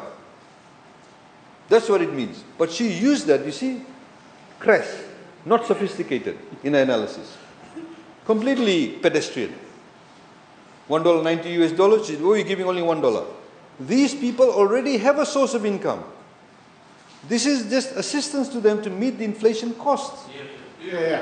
How? What a fundamental issue, sir. In fact, I feel embarrassed to actually stand up in Parliament to make these points. I should be sitting down by now. But I have to respond to them. Making all these flippant comments. These are for people who already have an income. They said less than $50,000 you'll get the income. Even social welfare recipients are getting a top-up on top of what they're already receiving. Aftercare fund. Mr. Speaker, sir, government pensioners. All of these people. Then 10% subsidy, sir, on the bus fares. We're not saying to the bus company, hey, you reduce your bus fare by 10%. We know they have to survive too. We don't say to EFL, hey, we're not going to increase your electricity rates. We know they have to survive too. They need to have a good balance sheet. So government forks it out and pays on behalf of the citizens. Mr. Speaker, sir. Mr. Speaker, sir, Honorable Kurin Rani, again, he said, oh, all this money will go to the businesses. Arey, the business is the one that runs the supermarket at the moment you're buying your flour from them. So what's the big deal? The big deal is, sir, is that these people will now have extra money to go and buy. So what he's saying, people don't go to shops. He said, we should not have done this, we should have built infrastructure. Yes. See, the point is this, sir. The point is this, that we are building infrastructure. We are doing roads. Your leader saying, don't give money to FRA. Honorable Randrodro says, give money to FRA. We are building bridges.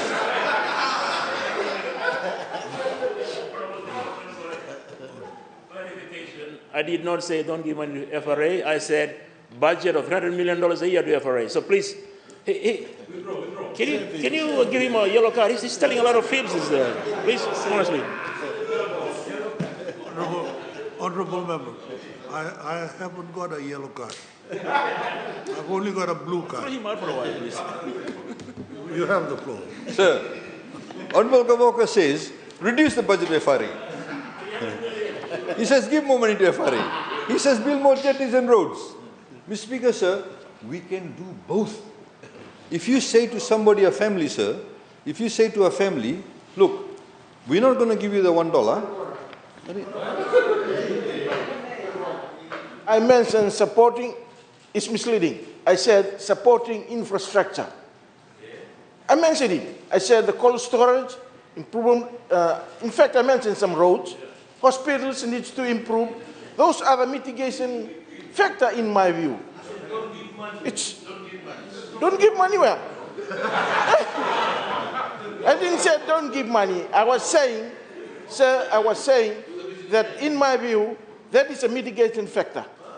But giving the cash to the people does not mitigate inflation. No. Hey, that's what I was saying. An example for a woman to come from Nabosa, paying $70 to go to Koromum Hospital. If they provide that infrastructure, that improvement of hospital in Nabosa, that woman will only pay $10 or $5 to come to the hospital. That's what I said, that mitigating inflation. You made your point of view. Thank you, sir. Order. Mr. Speaker, You sir, have the floor. what Honorable Kurindrani said, if I could just correct him, he said that we should focus on those areas. I accept he said that. But what he was saying, don't give this money for the inflation mitigation. Not every person who is going to go down to Koromumu. We know that. There are people living in KRC who may not be sick. So what about them?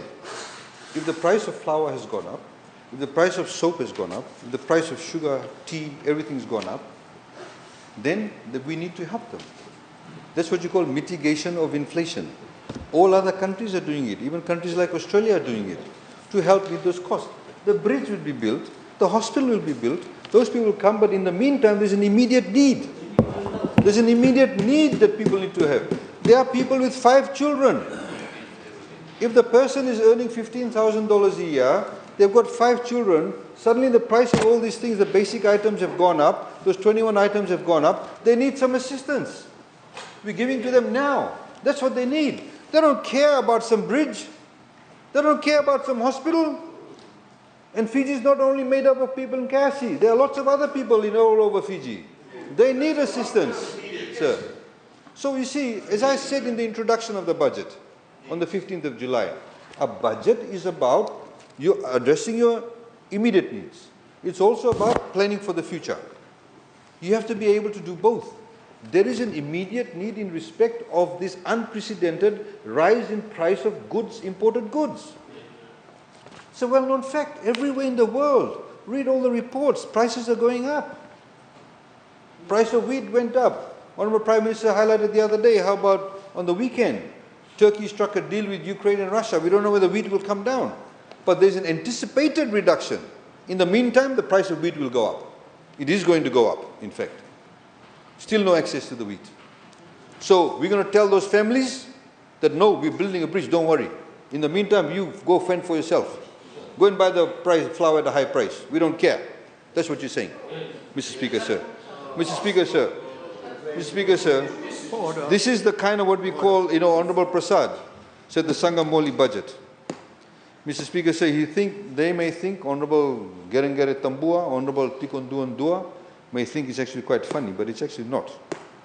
It's a typical what we call a 5-penny contribution to a 5% party. Mr. Speaker, sir. But that's the level of contribution, Mr. Speaker, sir. Mr. Speaker, sir, we have provided, on top of the $500 million, we have provided unemployment payment and financial relief in the past 2 years, on top of the zero VAT, Mr. Speaker, sir. Mr. Speaker, sir, we are continuing with our social welfare payments. We said the market vendors don't have to pay the fees for another year. They actually appreciate that. They don't have to fork out annually $200-300 as some market vendors do, sir. Mr. Speaker, sir, but they all call it freebies. There are a lot of people applying for jobs. When they apply for jobs, the employer wants a police clearance. Costs about $40. We're paying that. They want your birth certificate. We're paying that. If you're a taxi driver, a bus driver, a carrier driver, you want to go in, your taxi license expires, we'll pay for that for your renewal. You're applying for fishing license, we pay for the renewal of that. These are what we call everyday expenses that we're trying to meet. They are small amounts, but they actually have a huge burden on the disposable income of individuals.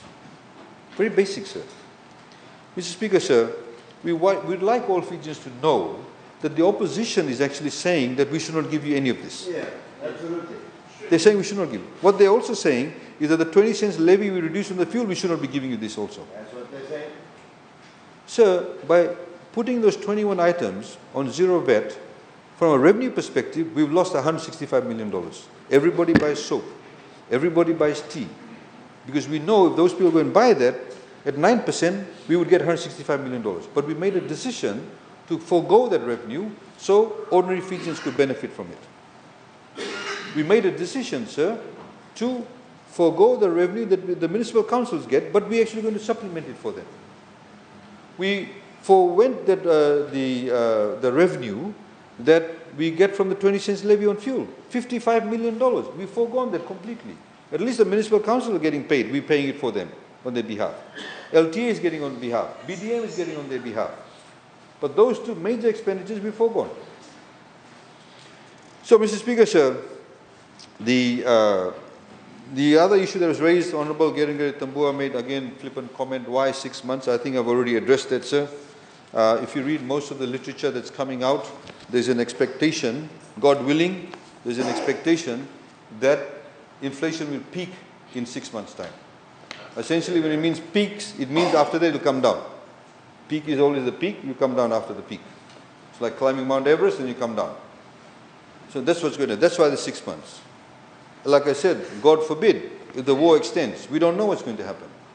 We may have another catastrophe globally. Or inflation may come down sooner than that. We don't know. That's why we need to do a review. That's why a responsible government will do a review of it. In the same way we reviewed after the pandemic struck us, sir. Mr. Speaker, sir, you know, she said, oh, because nothing is good with the government and therefore that's why they have to do this. It's not about government being bad or good or not right or wrong. It's about what's going to happen economically, what's going to happen globally, Mr. Speaker, sir. Mr. Speaker, sir, I think the other point that some of them did make, they said, oh, you cannot have 12% growth because the global growth rate is only 3%. That's the average global growth rate. Some countries will have 15% growth, some will have 1% growth, some people will have 25% growth. Then you average it out. That's how it works, that's how you measure it. So for them to logically say just because the world growth rate will be 3%, we can't have 12% growth rate. We're starting off from a lower base. Basic again. Mr. Speaker, sir, I've mentioned the taxation that Honourable Gavoka had mentioned. Of course, we've removed 10% ECAL. We've removed the STT. I think he wants to bring it back, STT. He wants to bring back stamp duties, Mr. Speaker, sir. So we've said we want to tell all businesses, all the people who actually got ease of doing business, that Sodelpa and I don't know who else will bring back stamp duties, Mr. Speaker, sir. Mr. Speaker, sir, you see, this is the problem with them. They only look at one figure. This is probably the former FRCS guy who's giving him the advice, but they don't look at the multiplier effect of not having stamp duties. This is the problem. They don't look at the multiplier effect, for example, of giving those kind of concessions on filmmaking. We've reduced it. I don't know whether they acknowledge that in his speech or not. I should stop. Mr. Speaker, sir, we've reduced it to make it a lot more amenable to our economic conditions, sir. Mr. Speaker, sir, I've already mentioned that. Of course, he talked about in a very kind of ambiguous manner. He said, you know, Lewa ni Vanua, we'll have the Lewa ni Vanua. And I said at the end of it, who is that? Who's the Lewa ni Vanua? Who do you mean? He said, oh, all people. So why couldn't he say all Fijians? Why did he have to go Lewa ni Vanua? It's ambiguous, you see. Again, they're subtly bringing in this ethnic thing into it. All of them. All of them are, Mr. Speaker, sir. No matter how much you say, oh, please, that's what it is. Mr. Speaker, sir, in the same way that you defended Honourable Miteli Bulanouda. Mr. Speaker, sir, Pacific Labour Mobility Scheme, Mr. Speaker, sir. Mr. Speaker, sir, all Fijians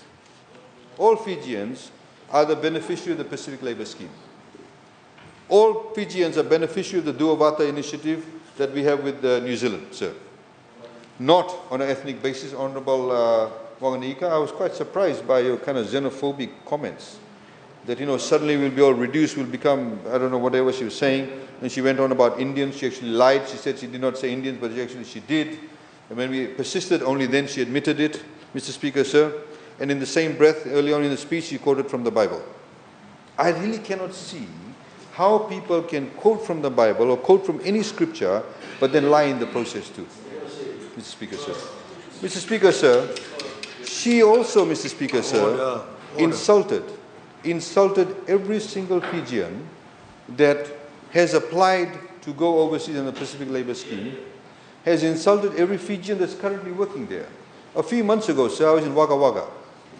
I had a town hall meeting with those Fijians who are working in Wagga Wagga. A lot of them are working in abattoirs. And the meeting, 90% of the discussions we had with them, they talked about how can they buy vehicles and send it over, how can they invest in FNPF, how can they buy a home, will they be eligible for the first home grant. These people were thinking about investing back home. They were asking about, can you talk to the Australian government because we've been given a 3-year visa, we want to bring our wives or our husbands, some of them were females also, we want to bring our husbands and wives, we want to bring our family members. That was what they were discussing. And to say, and to rubbish that, Mr. Speaker, is a huge insult. It goes to show a complete lack of understanding. So under the Pacific Labour Scheme, the Fijian government does not select the people who go overseas. The Fijian government provides a facilitating role. People have to register through the National Employment Centre, or NEC as it's called. The overseas recruiting employment agencies, they come to Fiji. They look at the group of people they want. And there is, Mr. Speaker, certain opportunities for them.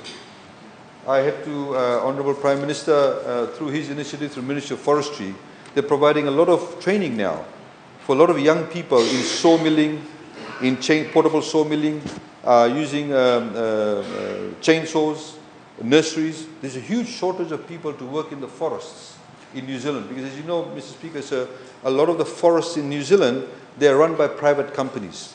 They're not owned by the state, but private companies. So, Mr. Speaker, sir, a lot of them have been recruited. In fact, some of the people who were certified on the weekend in Nandi, they've already got jobs. Some of them have been given 3-month contract, 6 months contract. They go, they come back, they earn some money. Some of them work in Fiji. Some of them are talking about building their own business, starting their own business. We are looking at outsourcing through NDMO, etc. When, for example, there's a cyclone, rather than using civil servants, we can outsource it to these people who live in that particular area, in that province, in that village. We can hire them out. They know how to use chainsaws. We'll pay them for that. That's the kind of expertise we are building. That's the kind of business opportunities we are creating. If they get some overseas experience, well and good. They're building that cadre of people in Fiji, sir. So, Mr. Speaker, sir, again, it seems to me that whilst they talk about freedom, they're going to restrict freedom of movement. So if tomorrow some Fijian wants to go and work in overseas, some Fijian wants to go on a 3-month visit or 3 years visit, they will say to them, don't go. Don't go, because we want you here. That's their choice. We can't force them. So what they're saying, these nurses who are being demanded overseas, you're going to say to them, don't go. We can't force them. It's a free country. Mr. Speaker, sir. See, you see this kind of lack of analysis in the sort of short-term goal, Mr. Speaker, sir, is quite worrying. Mr. Speaker, sir, the other point I want to talk about is USP. They talked about USP quite a lot. Coincidentally, sir, I just wish to read a letter that I received while I was on the floor of Parliament on Monday. And it says, is written to the Pro-Chancellor and Chair of Council, Dr. Hilda Cathy Hain, University of the South Pacific. And it's titled, Whistleblowing Against Director HR and Division of HR. Dear Madam, I've been with USP for the past few years and I currently work in Division of HR. This is to bring to your attention on the actual abuse of office by Director of Human Resources USP. Recently, few selected staff, and she's got in brackets only Indians, have been promoted on acting roles. And these roles have very high salaries. New positions have been created such as HR business partner and team leaders with very high salaries. Only selective names were chosen for this acting role. Why weren't the other staff considered? Staff who are currently on acting roles do not have enough management level experience and are given double the salary. This is just the act of collusion and corrupt practice within division of HR. If HR is unethical, then how other staff outside of HR will be treated? They're setting bad examples. All other division staff are now talking about HR staff promotion, especially staff given acting appointments with no experience on higher role. Some had only occupied HR assistant and HR office rank up till now. The business partner roles have been advertised just for the sake. The positions will be automatically rewarded to internal staff on acting roles. This is just a formality. I will ensure this matter is escalated to higher authorities for investigation on Director of HR. Previously, there have been fraud cases against USP, VC, and HR. Again, this matter needs to be raised so there is fairness and transparency in the entire recruitment process. The good applications from within the HR division of USP and outside applications will be discarded. I work here and I know the corrupt process is being used. The recruitment process is handled by Totivi Bokini Ratu, hence copying him as well. The government of the day has been strict on the illegal recruitment process at USP, and now it's again time to investigate. If HR itself is not following the rules and regulations, how can we expect other staff at the university to follow the same? Very soon, other divisions and faculties will follow the same strategy. Restructure, provide fancy job titles, and increase staff salary without proper justification. This is just illegal practice by illegal practice by HR division. There have been other capable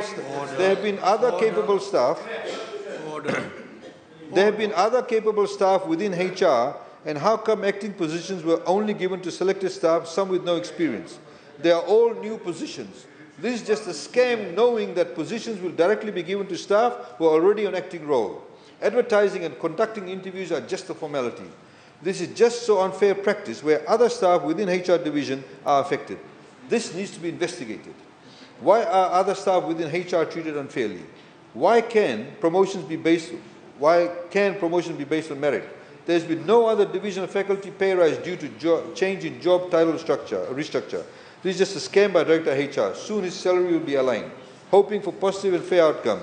This is in line with the whistleblower policy and is copied Director Assurance and Compliance USP, Prime Minister's Office, Totivi Bokini Ratu, and Minister for Education. Attorney General's Office stamp 22/7/2022. Mr. Speaker, sir. Whistleblower. Mr. Speaker, sir. Mr. Speaker, sir. Mr. Speaker, sir. Mr. Speaker, sir. Order. Mr. Speaker, sir. The point I'd like to... Mr. Speaker, sir. Order. Mr. Speaker, sir. Order.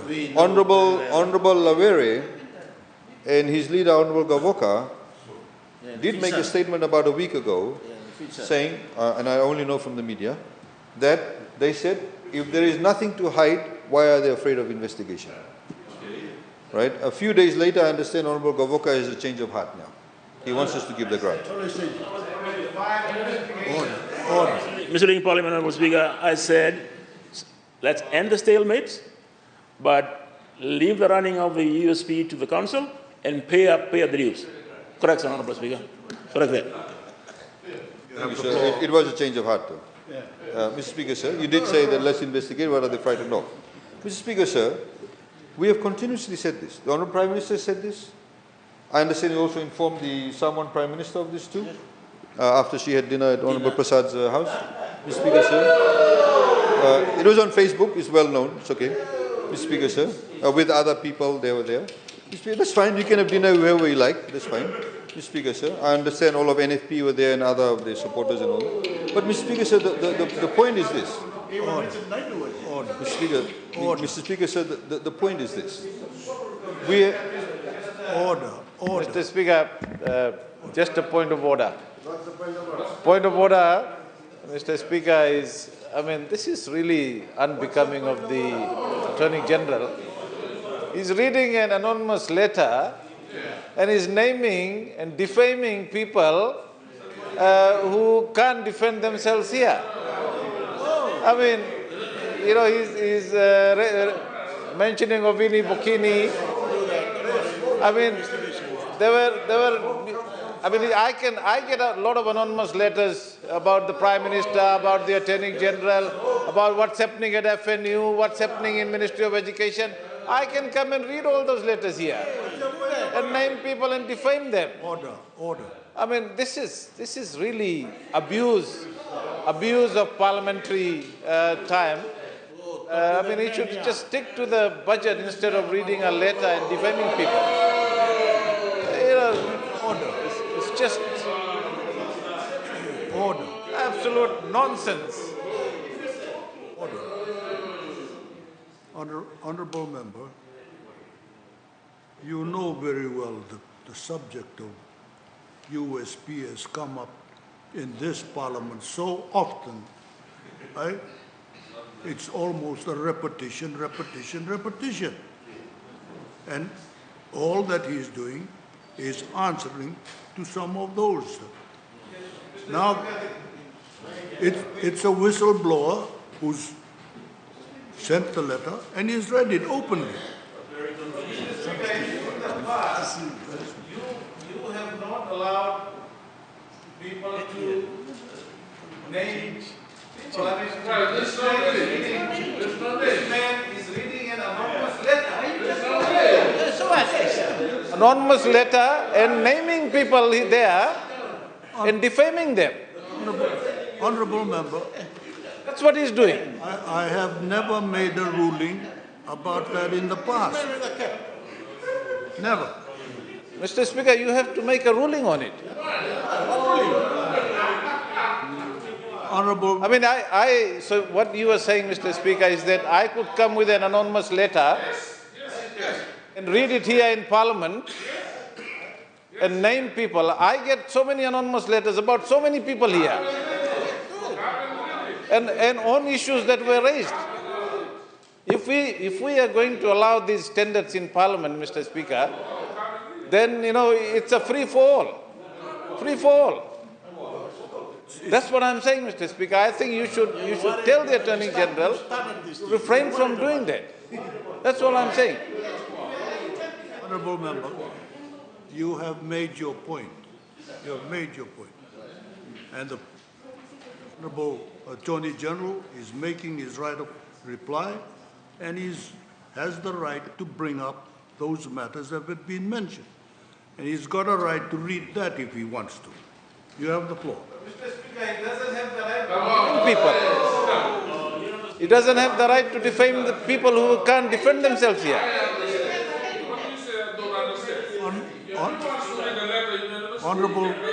Honorable member, that point about defending the right of people who can't defend themselves has been brought up in this parliament so often. By you, Mr. Speaker, and you have stopped the members from making that. By you and by others. Honorable member, you've made your point. Sir, no names have been mentioned except for Totivi Bokini Ratu. That was the only and the letter actually says, if you listen, because I know he's going to get caught up in his theatrics, the recruitment process is handled by Totivi Bokini Ratu, hence copying him as well. That's all. Does not say he's done wrong anything. No other names have been mentioned. So who is being defamed? Who's being defamed? Guilty. Sir? Nobody's being defamed. Sir, the problem is that unfortunately for Honorable Prasad, he is very personally linked to this whole issue of USP. We all know. Yes. So, not just being a former staff member of USP, but also his spouse is working at USP, and also he has very close links and openly known with the VC. So unfortunately, I mean, he's kind of a bit jaundiced in terms of his contribution regarding the contributions on the USP.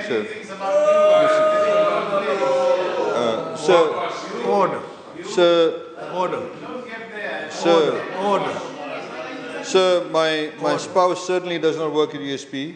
nor have I ever been a student of USP, sir. So I don't have any links with USP. So I don't know what he's on about. So, Mr. Speaker, sir. Mr. Speaker, you need to make a ruling. I mean, this man,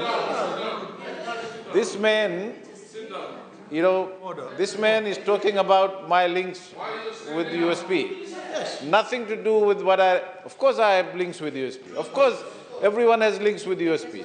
Of course, he has links with people in government. You know, his brother is the CEO of FBC, and he's the Minister for Communications. I can say he has links. He's not in USP. I mean, this man goes beyond any political morality, Mr.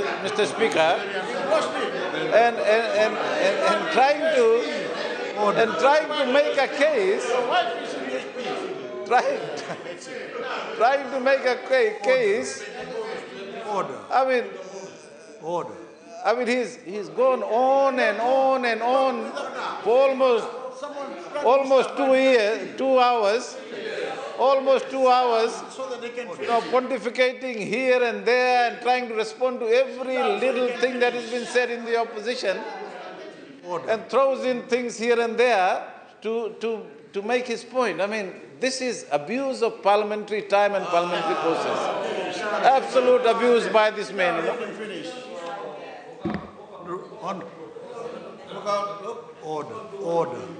Order. Honorable members, you know, in a right of reply, that the person giving right of reply. Wait until I finish. The person giving the right of reply has got every right to answer every statement that was made by that side of the House or this side of the House. That's his privilege. The privilege of, and for this occasion, we're talking about the budget, he's got the right to do that. I don't deny him that right. You have the floor. Thank you, Mr. Speaker, sir. Mr. Speaker, sir, one thing we have learned in the past 8 years, sir, is that when Honorable Prasad starts really getting irked up and starts doing his theatrics, we know that we've hit a raw nerve. When he's been caught out, or when there's something very close to him that we've actually revealed the truth on. So, he raised about my brother, Honorable Bruno. Everybody's talked about my brother at FBC, but FBC is not the subject of investigation. FBC does not get the kind of grants that these people get. Mr. Speaker, sir, there's the point of difference. Please stop trying to obfuscate, Mr. Speaker, sir. Mr. Speaker, sir, we have made a very simple proposition. The chair of the Audit and Risk Committee of USP raised a number of anomalies. The Chancellor raised a number of anomalies, and we said they need to be investigated independently. Just an independent body. Please tell us what is the truth, and we'll give the grant. Very easy. I was asked by, I think, Fiji Times or somebody outside, saying, Honorable Prasad said there's been so many investigations, nothing's been revealed. There's been no investigation whatsoever on the issue, no, there's been no investigation, sir, on the issue. Order. Mr. Speaker, sir, there's been no investigations. There's been no investigation, sir, on the issues that have been raised by the chair of the Audit and Risk Committee and the Chancellor. Thank you, sir. So, Mr. Speaker, sir, I cannot understand why they have this huge, a problem about. What are they afraid of, sir? Is there something they have to hide? Nepotism, favoritism, people being appointed like that letter shows, Mr. Speaker, sir? Mr. Speaker, sir, notwithstanding that, Mr. Speaker, sir, Fijian government continues to assist our USP students through TELs and scholarships. It is an utter lie by the opposition and others, other political parties outside, that the future of students will be bleak because government is not paying the grant. Yes, I would admit, sir, if we did not pay the TELS fees, if we did not give the toppers scholarship, if we said to students, don't go to USP, if we said it to them, we're not doing that. The students have a choice. They get a toppers, they want to go TELS, they want to go to USP, no problem, go. That's your choice. We'll pay for it. We've not stopped anybody. Mr. Speaker, sir, government is paying the scholarships and provides loans to students to cover the studies USP. $156 million has been paid by the Fijian government to USP from TELS and national toppers from 2014 until now. No other member countries contributes anywhere near to what the Fijian government pays. None of them. Mr. Speaker, sir. Mr. Speaker, sir, in 2014, sir, we paid altogether 4.7 million. 2015, 10 million. 2016, 7.1 million. 2016, 2017, 17 million. 2017, 2018, 26 million. 2018, 2019, 21 million. 2019, 2020, 28 million. 2020, 2021, 22 million. This year we expect to pay 16 million. Altogether, $156 million, sir. That's what we paid. So he's saying, so what? You know, this is, unfortunately, Mr. Honorable Prasad, please, I'm feeling embarrassed for you now. Please don't. Mr. Speaker, sir. You are embarrassing the whole country. Mr. Speaker,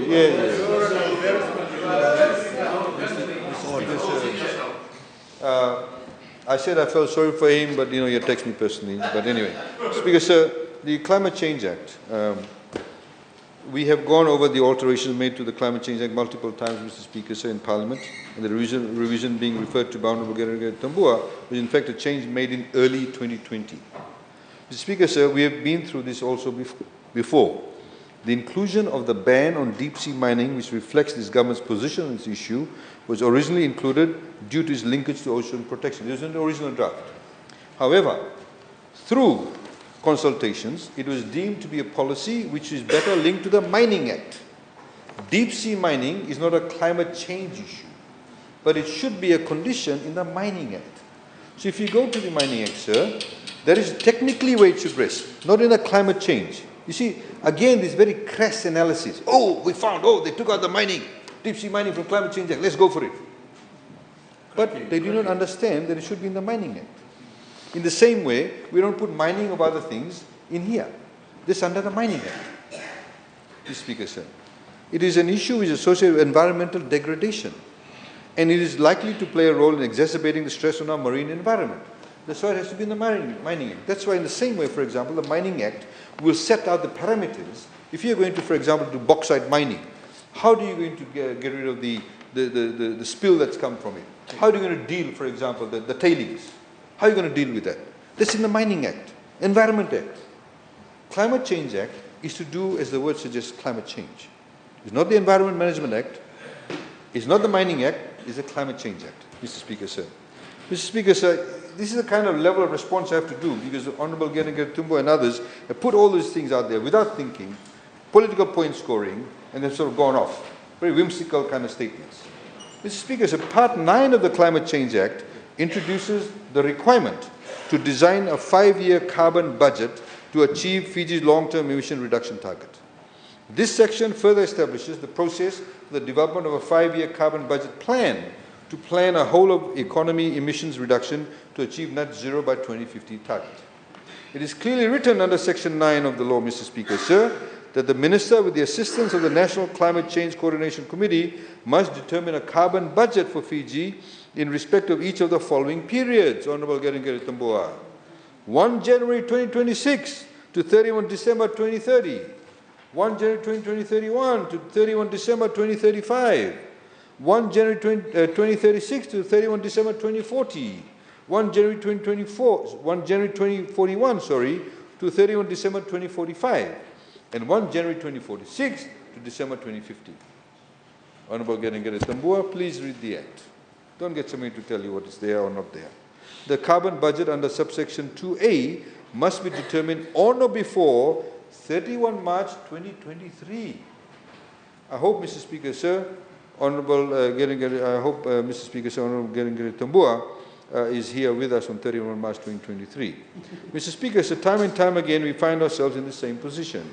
The opposition unwillingly do not put the time to read the key piece of national legislation, but have the goal to poke holes in government's approach to critical issues of national well-being, when the answers to their questions are not only publicly available, but also in this case available in written law. Mr. Speaker, sir. Any person, sane-minded person, would know that operationalizing a law as comprehensive as the Climate Change Act cannot be implemented overnight. The reforms it requires are extensive, and we pledged not to fast-track implementation in a way that increases the burden on government and indeed the private sector. Mr. Mr. Speaker, sir, we cannot engage in productive debate.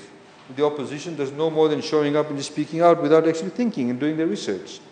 They have responsibilities as the opposition to ask questions that have a basis. Mr. Speaker, sir, please, and I've said this continuously, please read, please research, and please think.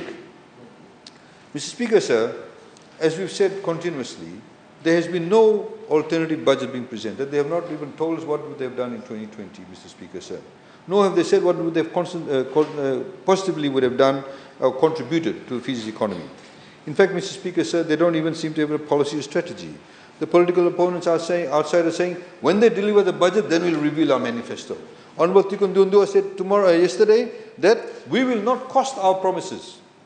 He said, we're not going to adhere to the law. In the same way, they're not adhering to the advertisement law. That's what he said, Mr. Speaker, sir. He said they're all stupid. When other countries are already adopting this law, sir, you see, they don't want to be honest with members of the public. They have this political culture of hoodwinking people, Mr. Speaker, sir. They feel shame, Mr. Speaker, sir. They feel actually ashamed to tell Fijians their plans, the real plans. And perhaps that is the reason none of the parties have released a manifesto, except I think Unity, which I think that I think Unity is having a fight. I think Unity is orders. Sir, you see, he's getting really desperate, very desperate. I love this, Mr. Speaker, sir. Mr. Speaker, sir. Mr. Speaker, sir. Mr. Speaker, sir. I think they're having a dispute with Unity political party about who claimed what slogan at the moment. Mr. Speaker, sir, while Fiji first introduced hundreds of policies, we've not seen any specifics from the opposition apart from criticism. Mr. Speaker, sir, of course, Honourable Prasad, as we know, when has asked for an alternative, ran out of a radio interview in New Zealand. Mr. Speaker, sir, Honourable Lalan Balawu questions the increased transparency efforts brought about by changes in the Financial Management Act. He questions about transparency is now mandatory for all parties, including Fiji First, when campaigning. It's applicable to us too. Do you have a problem with that? We have to be just as revealing as you have to be revealing, sir. The opposition and other political parties are busy fighting on petty issues, such as one party have copied or stolen mission or motto of the other party, Mr. Speaker, sir. Can they successfully run a government? Mr. Speaker, sir, Honourable Lalan Balawu called Vanua Levu campaigning, Mr. Speaker, sir. Unfortunately for them, we were the first ones to actually turn up there to have those kind of consultations. And mind you, Mr. Speaker, sir, we started budget consultation back in 2016. It's not something new that pulled out of a hat. We've been doing it since 2016, Mr. Speaker, sir. And in fact, they lamented, Honourable Lalan Balawu, how many politicians from the past have never been to that area, nor have they had that level of consultations. Mr. Speaker, sir, they did talk about certain capital projects not being implemented in the past 2 or 3 years, sir. How can it be possible, Mr. Speaker, sir, to deliver the implementation of those capital projects over other urgent and pressing priorities that caused COVID-19 pandemic during these troubled times? If we have capital projects that could be put on hold and we use that funding to address, for example, increase the budget for health, increase the budget for unemployment benefit, of course we'll do that. If something is not failing and not critically needed now, we'll of course put that on hold. If there are certain electricity projects, we put it on hold because people needed money to be fed. And we did that, sir. That's what we call prudent management. They talk about, these projects weren't implemented. Mr. Speaker, sir, the Honourable Lalan Balawu talked about underutilization of expenditure even in 2019-2020. We had COVID in March 2020, sir. And most projects stopped, and most ministries other than the critical ministries, stalled all operations, which were not COVID-related. Another biased analysis to suit the narrative, Mr. Speaker, sir.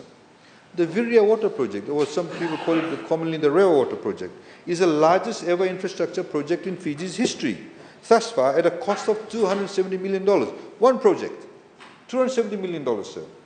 Because of over 360,000 Fijians, sir, reside in the Lemi to Nosori corridor and demand approximately 174 million litres of water a day. The production capacity at the moment, sir, is only 172 million litres of water. 2 million litres of water short. Mr. Speaker, sir, by the opening up of Viria, and you can see, if you drive down the back road, past ACS, you'll see there's so much work happening, 7 days a week. They've already laid nearly 19% of the pipes they're supposed to, they've laid 19 kilometers of pipes out of the 27 kilometers they're supposed to lay. Already they've done work so fast. Of course, because of COVID, a lot of the engineers could not come. It will be ready in May of next year, sir. Only a few months away. And Mr. Speaker, sir, it will resolve the water problems. It will end water woes in the Lemhi-Nassori corridor by an additional 40 million litres of water. At the moment, we're short of 2 million. We'll add 40 million litres of water, sir. That amount exceeds the current demand by 38 million litres. What does that mean? Honourable Kepa would be happy to know. People living in Korovo, towards Korovo and other places in Nassori that currently don't have reticulated water systems, they can actually have tap water after that. Because we'll have 38 million litres of more water a day. These things obviously cannot be done overnight. In fact, if COVID had not happened, this would have been implemented by now. They don't take that into consideration. They just simply want to say, oh, no, they're not dealing with it. Water woes are there.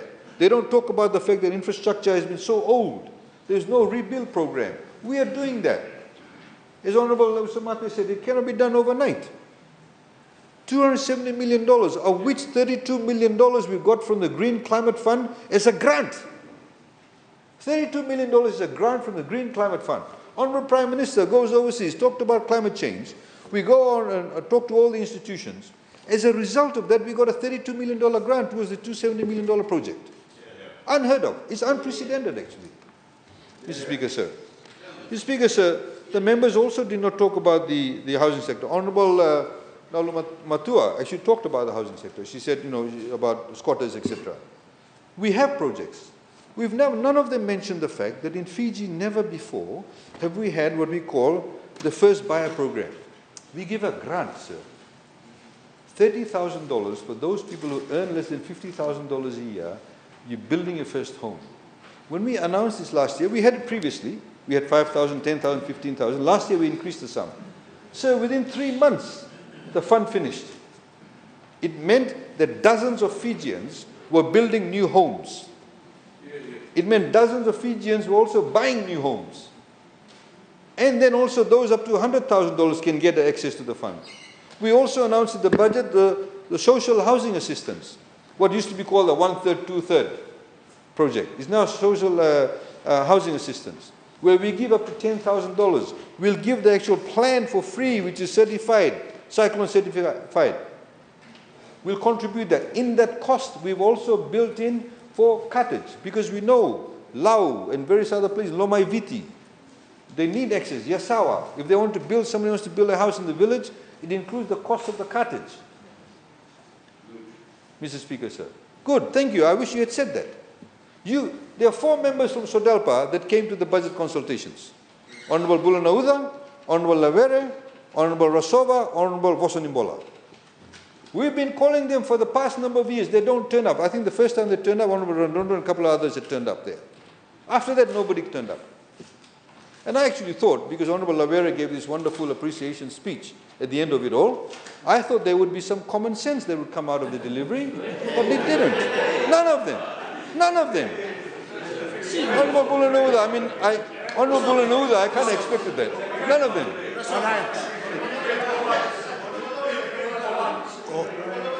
Order. Read the hand sign, Honourable Speaker, sir.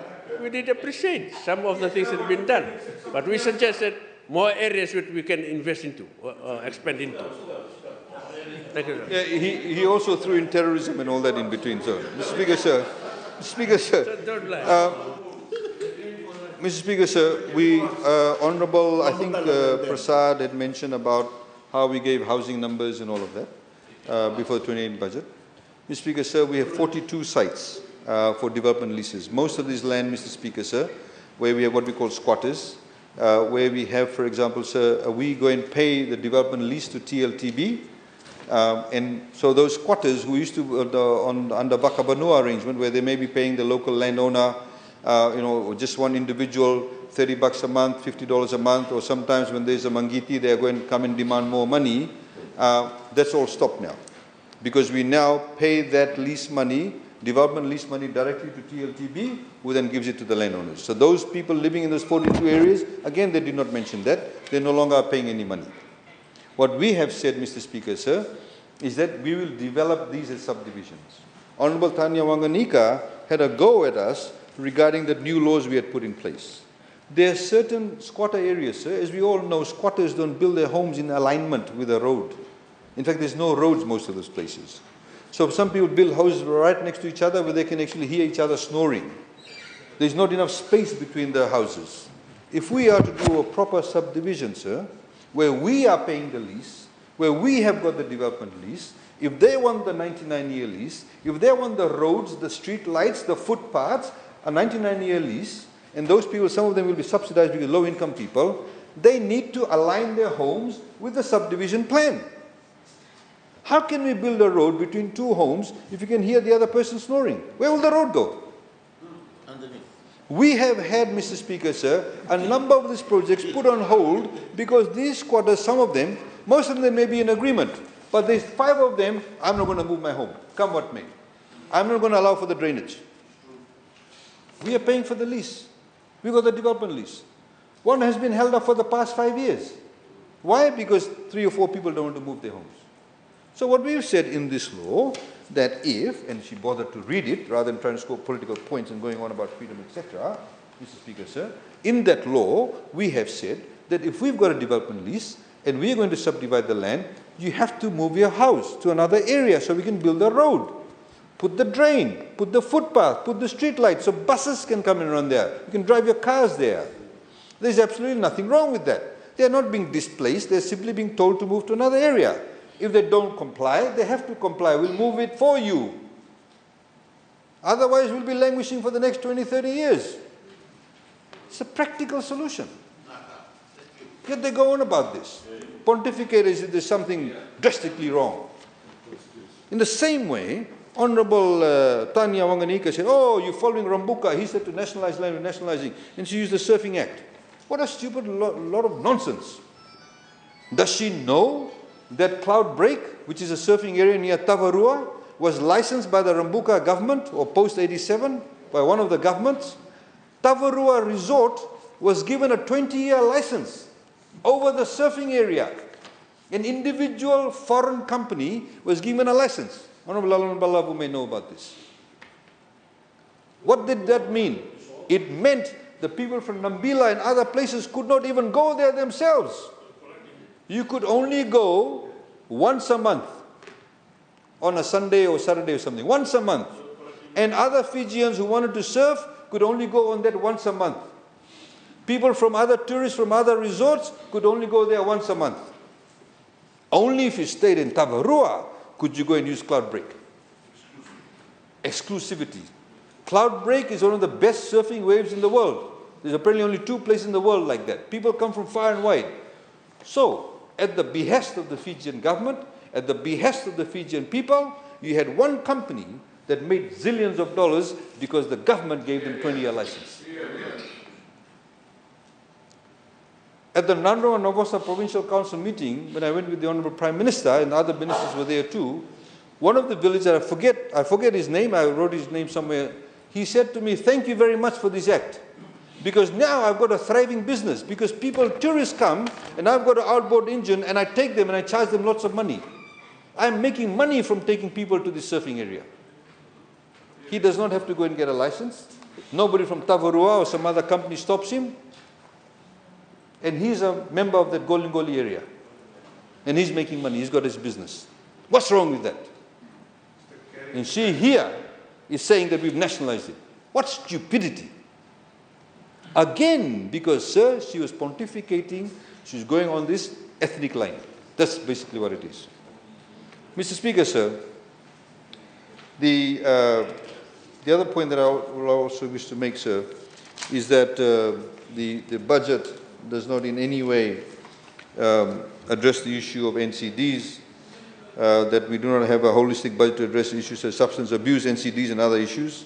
Mr. Speaker, sir, if you looked at the budget, I did not say it in my speech because they would have said I'm giving a long speech. Could have been a 4-hour speech then. But if you look in the budget, if they read the budget estimates, through the 2022-23 budget, sir, the Ministry of Health has been allocated $5.4 million in funding, which is an increase of $2.2 million that covers 29 public health programs, such as communicable and non-communicable disease prevention and control, HIV/AIDS prevention control programs, Fiji suicidal prevention program, mental health awareness, polythene bowls, among other programs, sir. Mr. Speaker, sir, Honorable Chale talked about, we have we have deserted all our foreign relationships. The people are looking down on us. Again, what a preposterous statement. Does he know what's happening? Maybe he just irked about the fact that he was given an invitation. But the fact of the matter is, sir, is that Fiji's international presence has been far greater at this point in time than any other point in time. Fiji, our Prime Minister, is looked upon by many other countries in the world, regional players, who looked upon his leadership to be able to quell regional issues. And he provided the leadership. A lot of that has been done privately. A lot of that has been done behind doors. But we achieved the outcome. For the first time in Fijian history, Fiji got invited to G20. G20 for the first time, sir. So they don't take all of this into account. They're caught in a time warp. Mr. Speaker, sir. Mr. Speaker, sir, Honorable, I think Lenora Gerengere-Tambua went on about civil service pay, just to sort of remind them that, civil service pay obviously did not get cut. Civil service salary is about $1.1 billion. Maybe she's just trying to cover up for the fact that her leader said give them a 10% pay cut during COVID.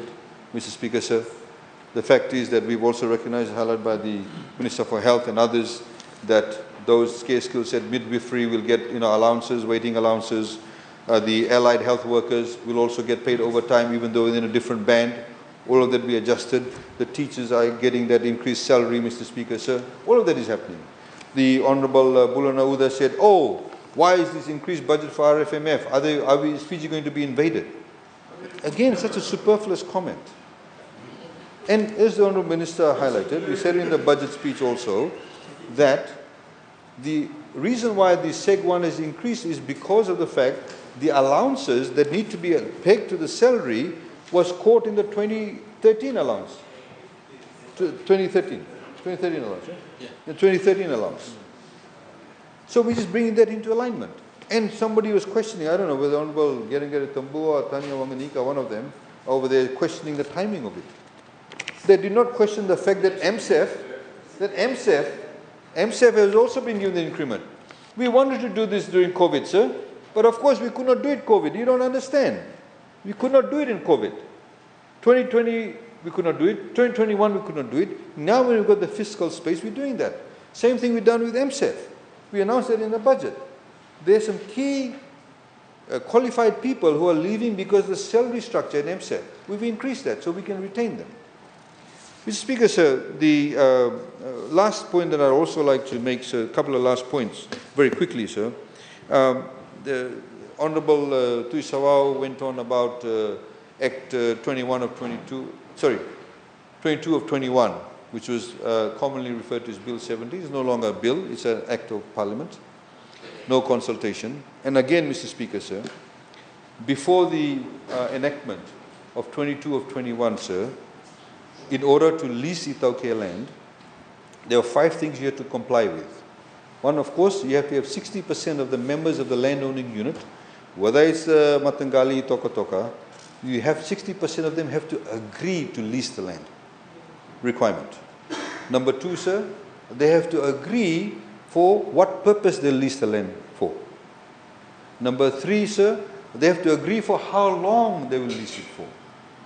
Number 4, they have to agree for what will be the premium paid. In other words, you value the lease, and then whether they agree with the premium. And number 5 is whether they agree with the annual lease payments you make. Those 5 things, Mr. Speaker, sir, existed prior to 22 of 21. Those 5 things after 22-21 has not changed. Not changed at all. Still there. Still there. The consent of the landowners for those things were required before the law, after the law. Not changed. Honorable Tikon Duondua went on about it, all these other people, because they thought this is political capital for us. We can now go and tell the Itauke people, your rights have been taken away. It was not affected at all. They all jumped on the bandwagon, still harping on about it, hoping that might get them some votes. Mr. Speaker, sir. The only thing that's changed, sir, is the administrative arrangement with TLTB.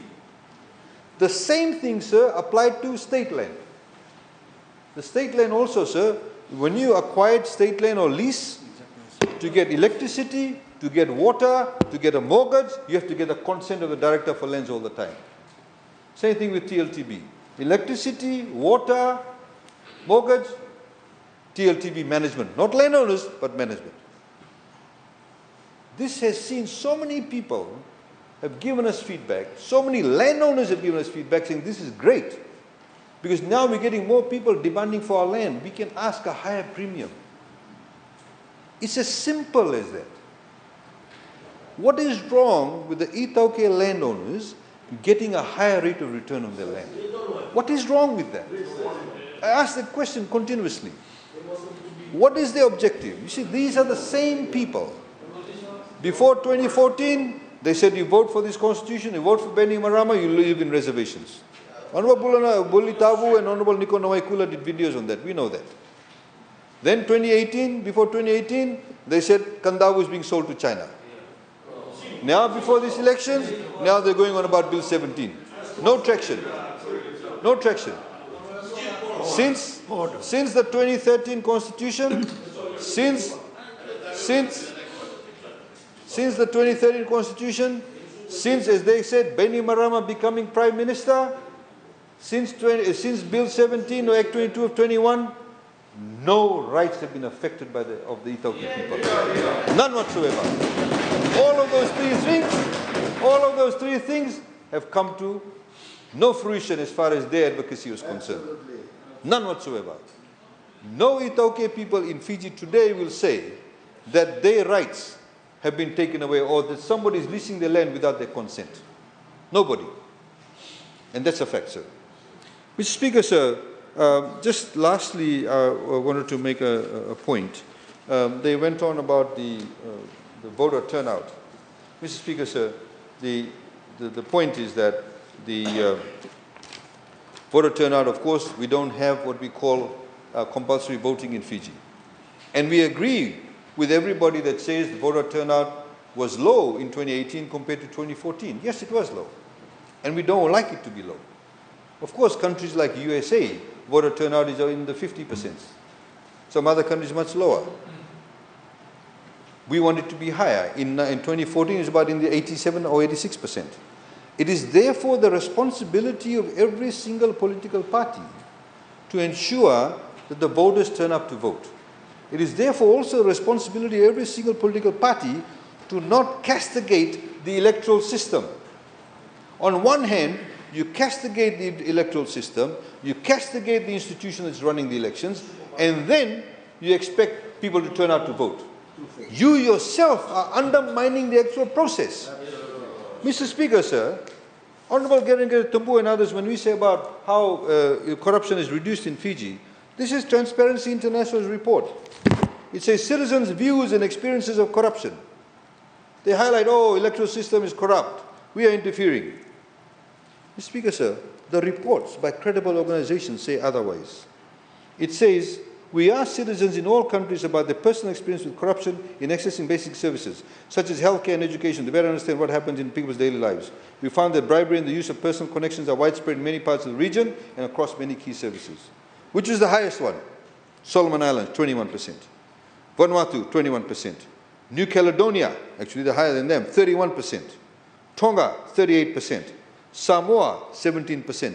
Fiji, 5%. Mr. Speaker, sir. Mr. Speaker, sir. Again, looking beyond bribery, the misuse of personal connections. You know, these NFP people always go on about personal connections. Bribery is not the only form of corruption that people can experience when interacting with public services. Relying on personal connections is a form of favoritism that can introduce systemic biases in how public services operate and which groups are able to use them. New Caledonia, 52%. Vanuatu, 40%. Solomon Islands, 36%. Tonga, 55%. Samoa, 27%. Fiji, 17%. Mr. Speaker, sir, this is not published by the Fijian government. This is actually published by Transparency International, which is actually a leading organization in the world that assesses. Mr. Speaker, sir. Then we have studies here. Sextortion rates. Sextortion rates, if you know what that means. Honorable Prasad. Mr. Speaker, sir. French Polynesia. French Polynesia, 92%. New Caledonia, 76%. Papua New Guinea, 51%. FSM, 46%. Solomon Islands, 33%. Kiribati, 31%. Vanuatu, 22%. Fiji, 11%. Samoa is less than us, 10% by one, and Tonga is 5%. Pacific average is 38%. Mr. Speaker, sir, I have to highlight this because I remember when presenting the budget, when I talked about how corruption is reduced in Fiji, Honorable Gary Tambua made a very sniding laugh about it, Mr. Speaker, sir. And Mr. Speaker, sir, here we have vote buying rates by country. FSM, 58%. Papua New Guinea, 57%. Kiribati, 45%. Solomon Islands, 25%. Vanuatu, 25%. French Polynesia, 23%. Samoa, 11%. New Caledonia, 6%. Fiji, 4%. Tonga, 3%. Pacific average, 26%. Mr. Speaker, sir. Mr. Speaker, sir. Mr. Speaker, sir. And this is on the flip side. It says, taking action. Ordinary people can make a difference in the fight against corruption. That's how they feel. Solomon Islands, 84% believe that they can make the difference. Fijians, 83% feel that they can make a difference. Mr. Speaker, sir. And then the others, of course, are lower than us. Mr. Speaker, sir. That's the summary of all of the ones that I wanted to say. The others are quite long. The last point I also wanted to make, Honourable Kurindani and various others talked about this. You know, they talked about other countries' debt to GDP ratio. If I can read this out. New Zealand, Mr. Speaker, sir, debt to GDP ratio before 2018, in 2018, before the pandemic, was 28%. After the pandemic, 52%, almost double. Australia, 42% before the pandemic, 62% after the pandemic. Let's look at tourism-driven countries. Maldives, before the pandemic, 72% debt to GDP ratio. After the pandemic, 137%. Mauritius, 66% pandemic, before pandemic, 101 after the pandemic. Bahamas, Caribbean countries, all tourism-based countries, 62% before the pandemic, 103 after the pandemic. Mr. Speaker, sir, St. Lucia, 60% before pandemic, now 96%. Fiji, 46%, 80%. That is to put it into context, Mr. Speaker, sir. The last point I want to make also, and I've got the nominal value of the debt. Nominal value of debt. And this is, see, the other day I think Honorable Balabu, one of them, compared us. But when you actually measure debt internationally, you measure it in US dollars. That's how everybody does. Tourism-dependent countries' nominal debt value, if you came to the presentation which Honorable Rasova, Posanimbola, and Lavere, and Honorable Bulanahuda came to, Bahamas, their debt level is 11.4 billion US dollars. Mauritius, 11.2 billion US dollars. Barbados, 6.6 billion US dollars. Maldives, 6.3 billion US dollars. Fiji, 3.7 billion US dollars. And then you have, of course, St. Lucia, 1.7 billion, Seychelles, $1.1 billion. Mr. Speaker, sir, if you look at the larger countries, and this is US dollar again, but trillions of dollars. Not billions, trillion. US is the most debt-ridden country in the world. $30.5 trillion is their nominal debt value. Japan, $13 trillion. People's Republic of China, 12.8 trillion US dollars. UK, 3 trillion. India, 2.8 trillion. Australia, $976.7 billion. Mr. Speaker, I just wanted to put that into context and highlight that to you, Mr. Speaker, sir. Mr. Speaker, sir, I'd like to thank you very much for your indulgence. I'd like to thank all the members for their contribution, and more importantly, Mr. Speaker, sir, to all those Fijians, like I said in the beginning, who contributed to these consultations. We've spoken to hundreds, if not thousands of people regarding this budget. This budget, sir, as we've said, is about addressing some immediate issues like inflation, and it's also about putting in place various processes for long-term planning. We've invested, for example, into the ICT infrastructure. The Honorable Bhiman Prasad made a mockery of our BPO sector, saying, oh, we gave all these incentives, nothing's happened. Very slow. It is happening, Mr. Speaker, sir. You don't just because you go off an incentive this year, suddenly people will start coming in. You need to look at other incentives. You need to be able to make sure that the communication sector is liberalized. You need to make sure the cost structure is good. You need to make sure that, for example, as we said in this budget, we're putting a landing station in the Western Division. We need to build redundancy. We're currently talking to a submarine cable company to put another submarine cable to land in the Western Division, just in case, God forbid, something happens to the Southern Cross cable. All of those things are being done, but the BPO sector grew 3,000 jobs during the pandemic. They do not acknowledge that, sir. Mr. Speaker, sir, as we said, the budget is about the future. It's about the immediate needs. It's also putting in place the various strategic policies that we had in regards to that. And we look forward to ensuring, sir, that we provide the stability, the level of consistency, Mr. Speaker, sir. Some people talk about it's time for change. The issue is change to what? If anything, sir, the contribution by the members of the opposition inside Parliament and those outside is anything to go by, then it would be really stupid to make a change. Because this is the only side, this is the only government, this is the only political party that can provide decisive leadership, that can provide strategic leadership. It has a vision, and in fact, Mr. Speaker, sir, we are, no matter how much Honorable Gavoka will laugh, no matter how much he will laugh, Mr. Speaker, sir, and no matter how much of a mockery Honorable Prasad wants to make, the fact is that Fiji First government provides stability, provides confidence, it gives justice to all Fijians, and it makes sure there's equality, both not just in the distribution of the economic well-being of our country, but also in respect of the rights of all Fijians. Thank you, Mr. Speaker, sir.